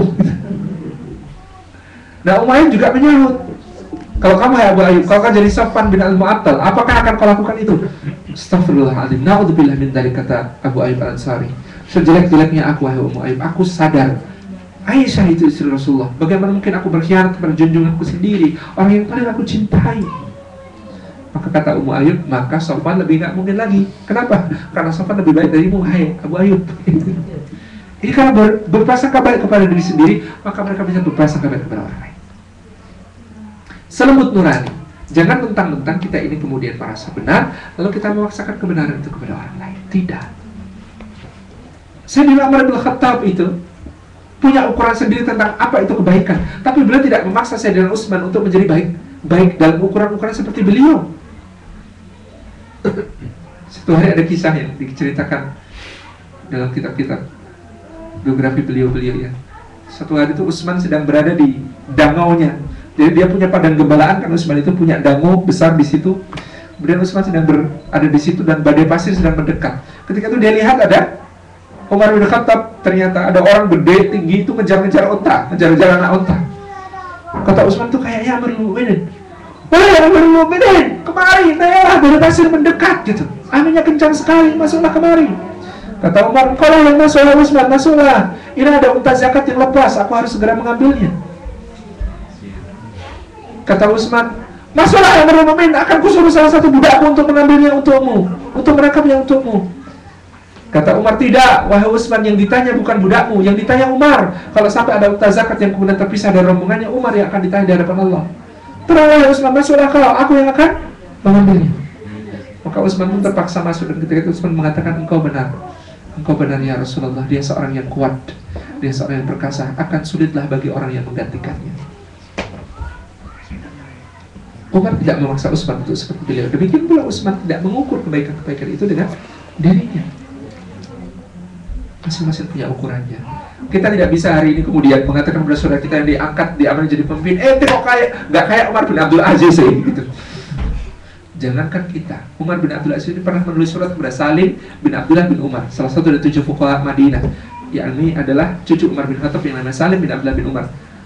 Paman, kata Umar bin Abdul Aziz, tolong tuliskan untuk kami tentang Umar bin Khattab, tentang bagaimana dia menyelesaikan persoalan-persoalan, tentang bagaimana dia memutuskan perkara-perkara. Kata Salim bin Abdullah bin Umar kepada Umar bin Abdul Aziz, wahai Amirul Mukminin, bertakwalah kepada Allah dan jalankanlah amanah menurut kemampuanmu. Sungguh demi Allah, rakyatnya Umar tidak sepertimu, tidak seperti rakyatmu. Zaman Umar tidak seperti zamanmu. Ini semua berbeda. Indah sekali. Jadi tidak, Salim bin Abdullah bin Umar tidak dalam posisi kamu harus seperti kakek buyutnya itu Umar, kamu perintahnya harus seperti Umar. Enggak, tidak pernah begitu. Ini selembut nurani. Juga dalam menyampaikan nasihat. Ada cerita indah sekali dari Harun bin Abdullah al-Baghdadi. Satu saat Harun bin Abdullah al-Baghdadi cerita, malam-malam, tengah malam, pintu rumahku diketuk orang. Aku bertanya, siapa di luar? Ahmad. Ahmad siapa? Ahmad bin Hanbal. Masya Allah, itu guruku. Oh, dia segera membuka pintu. Kata Imam Ahmad, tenang, jangan tergesa-gesa, buka pintu pelan-pelan saja. Lalu dipersilakan, silakan masuk. Masya Allah, malam-malam begini kau berkunjung. Berjingkat-jingkat. Imam Ahmad itu masuk ke dalam rumah, berjingkat-jingkat pelan-pelan gitu. Duduk di kursi juga pelan-pelan, biar gak berderit, gak berbunyi. Lalu kemudian Harun bertanya, ada apa urusan malam begini ya guruku? Sungguh demi Allah kau bisa saja memanggil, mengutus orang untuk memanggilku menghadap. Enggak, aku ada sesuatu yang harus kusampaikan secara pribadi kepadamu. Ya Harun, oh tentang diriku itu, ayo sampaikanlah guru. Iya Harun, maaf kalau ini menyinggungmu, tapi tadi siang aku melihatmu sedang mengajar murid-muridmu. Ketika kau mengajar murid-muridmu, aku melihat kau membacakan hadis untuk mereka, lalu mereka mencatat. Yang berbeda adalah kau ternaungi bayangan pohon, sementara mereka kepanasan. Wahai Harun, lain kali jangan begitu. Lain kali kalau kau duduklah seperti duduknya murid-muridmu. Jangan berbeda dari mereka. Sudah hai Harun, aku pamit dulu. Aku pulang. Berjingkat-jingkat tadi jalannya. Lalu kemudian menutup pintu dengan hati-hati. Lalu pulang. Kata Harun bin Allahu Akbar, inilah guruku. Sebenarnya dia guruku, berhak dia menegurku tadi siang ketika aku sedang berada di depan muridku. Hai Harun, turun dari situ. Kau enak-enakan di situ kena naungan bayangan pohon, itu murid-murid panasan. Dia bisa saja mengatakan itu. Dia berhak, dia guruku. Tapi itu tidak dilakukan demi menjaga kehormatanku di depan murid-muridku, menjaga wibawaku di depan mereka. Dan bahkan dia bisa saja berkunjung pada saat ba'da maghrib, ba'da isya, menyampaikan nasihat kepadaku. Tapi dia tidak ingin keluargaku tahu bahwa aku ditegur olehnya. Dia menjaga kehormatanku di depan istriku, di depan anakku. Dia bahkan memilih saat yang paling dia tahu bahwa pada malam seperti itu aku masih terjaga seperti kebiasaanku. Dia datang sendiri dengan langkah berjingkat-jingkat. Jangan sampai ada yang mendengar kecuali kami berdua. Bicaraku pelan-pelan, karena nasihat itu memang hanya untukku, tidak dia tujukan untuk yang lain. Inilah adab memberi nasihat.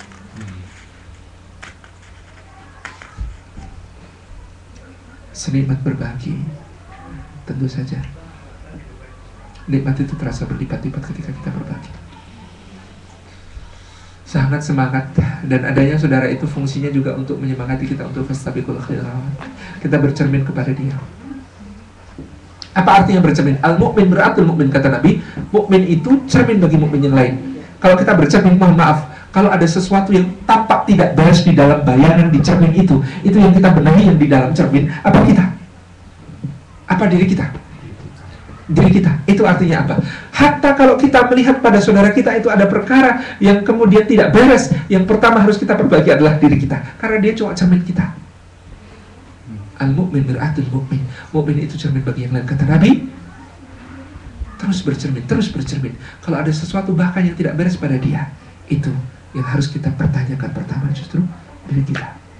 Di Keraton Qadariyah, di kampung dalam Bugis Pontianak itu ada cermin 1000, kaca 1000. Itu cermin bikinan Perancis, buatan tahun 1870-an, dipasang di situ berhadapan-hadapan. Apa yang terjadi kalau kita berdiri di antaranya? Oh, itu nggak henti-henti bercermin dia. Di cermin yang satu bercermin pada yang lain, bercermin lagi, bercermin lagi, bercermin lagi, bercermin lagi, terus sampai habis. Itulah falsafah al-mu'min beratul mu'min. Tak henti-henti bercermin untuk memperbaiki diri satu sama lain. Terus. Sekokoh janji. Sekokoh janji itu artinya meskipun ada masalah, karena namanya ukhuwah itu memang pasti ada masalahnya. Orang itu kalau ngumpul sama orang itu pasti ada masalah, nggak mungkin nggak ada masalah. Gitu ya.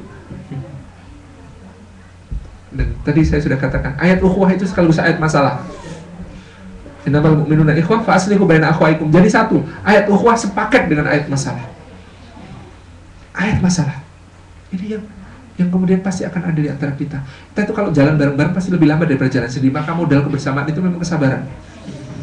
Kalau jalan bareng-bareng itu baru jalan 5 menit, ke toilet gitu. Terus beli jajan dulu. 5 menit kemudian ke toilet lagi. Kok nggak dari tadi sih? Wong kerasanya sekarang bukan tadi gitu. Jadi lambat kita ini kalau berjalan bersama-sama gitu. Maka modal kebersamaan itu adalah kesabaran gitu. Dan peribahasa Arab mengatakan kalau mau jalan cepat, jalanlah sendiri. Kalau mau jalan sampai jauh, jalanlah bersama. Kalau mau sampai tujuan, tunjuklah imam. Jadi kata pepatah Arab kan gitu.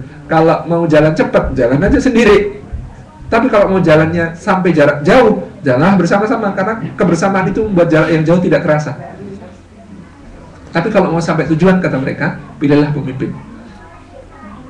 Jadi kalau mau sampai tujuan, pilihlah pemimpin. Kebersamaan. Artinya di dalam yang kelima ini, sekokoh janji, maknanya adalah janji kita kan janji imani, bersaudara karena iman. Maka situasi itu tidak boleh mengalahkan hubungan. Kan kadang-kadang ada orang yang situasi mengalahkan hubungan. Situasinya lagi berbeda pendapat, lalu hubungannya bubar. Keliru besar.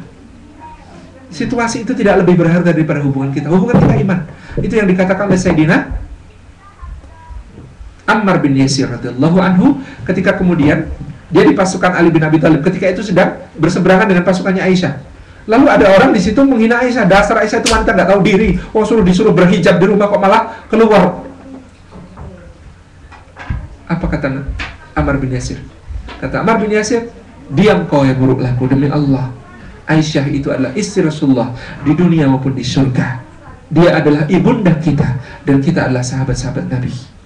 Demi Allah, kini memang Allah sedang menguji kita. Apakah kita lebih taat kepada Allah ataukah lebih taat kepada Aisyah? Tetapi tetap dia ibu kita. Situasi tidak mengalahkan hubungan. Inilah yang dimaksud oleh Ammar bin Yasir. Tetap ibu kok, tapi kita sedang diuji oleh Allah dengan adanya ibu kita itu. Wallahu a'lam bishawab. Sudah sampai waktunya. Kalau tidak salah maghrib 45 ya? 45. Iya, baik. Ibu tadi ada pertanyaan tadi. Dari ibu aja lagi. Ada pertanyaan dari ibu. Kenapa Mbak Tati? Insya Allah lain kali. Baik kalau gitu. Baik, insya Allah Bu. Nanti Selasa dan Rabu, Selasanya berbuka juga, itu ada apa namanya, pengajian ibu-ibu di IIC Indonesian Islamic Center di Kalinden. Insya Allah kita masih rutin beberapa pertemuan lagi. Baik. Sebelum kita tutup, mungkin izinkan saya untuk meminta doa kepada Ustaz, kepada Ibu Tati, putra beliau sedang sakit, mohon doanya gitu Ustaz. Kita doakan. putra ibu tadi yang sedang sakit, semoga cepat diberi kesembuhan. Amin amin. Azhibil ba'sa rabban nas, ya Allah mashfi anta syafi la shifaa illa shifauka shifaan la yughadiru saqama. La ba'sa tahurun insyaallah, la ba'sa tahurun insyaallah, la ba'sa tahurun insyaallah. Baik. Kita masih ada 3 menit lagi sekaligus. Sudah bunyi? Beda ya? Beda. Itu waktu bagian mana ya? Jangan waktu bagian Jakarta. Baik, ibu-ibu dan bapak sekalian, terima kasih jazakallahu khairan untuk Ustadz Salim yang telah memberikan tausiah kepada kita semua. Semoga paparan tadi bermanfaat bagi kita semua. Masih kok sebelum kita tutup ada pengumuman dari Arifas? Belum ada. Baik, kalau begitu baik, kita tutup dengan bacaan kafaratul majelis, penutup majelis.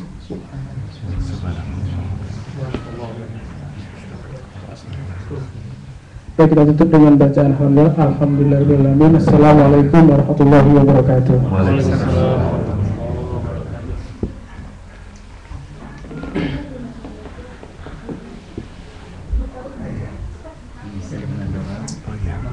Sahih ini 24.5 atau 24.2? 245 Ustaz. 24.5 ya. Bunda, ada air putih tidak? Tolong air putih.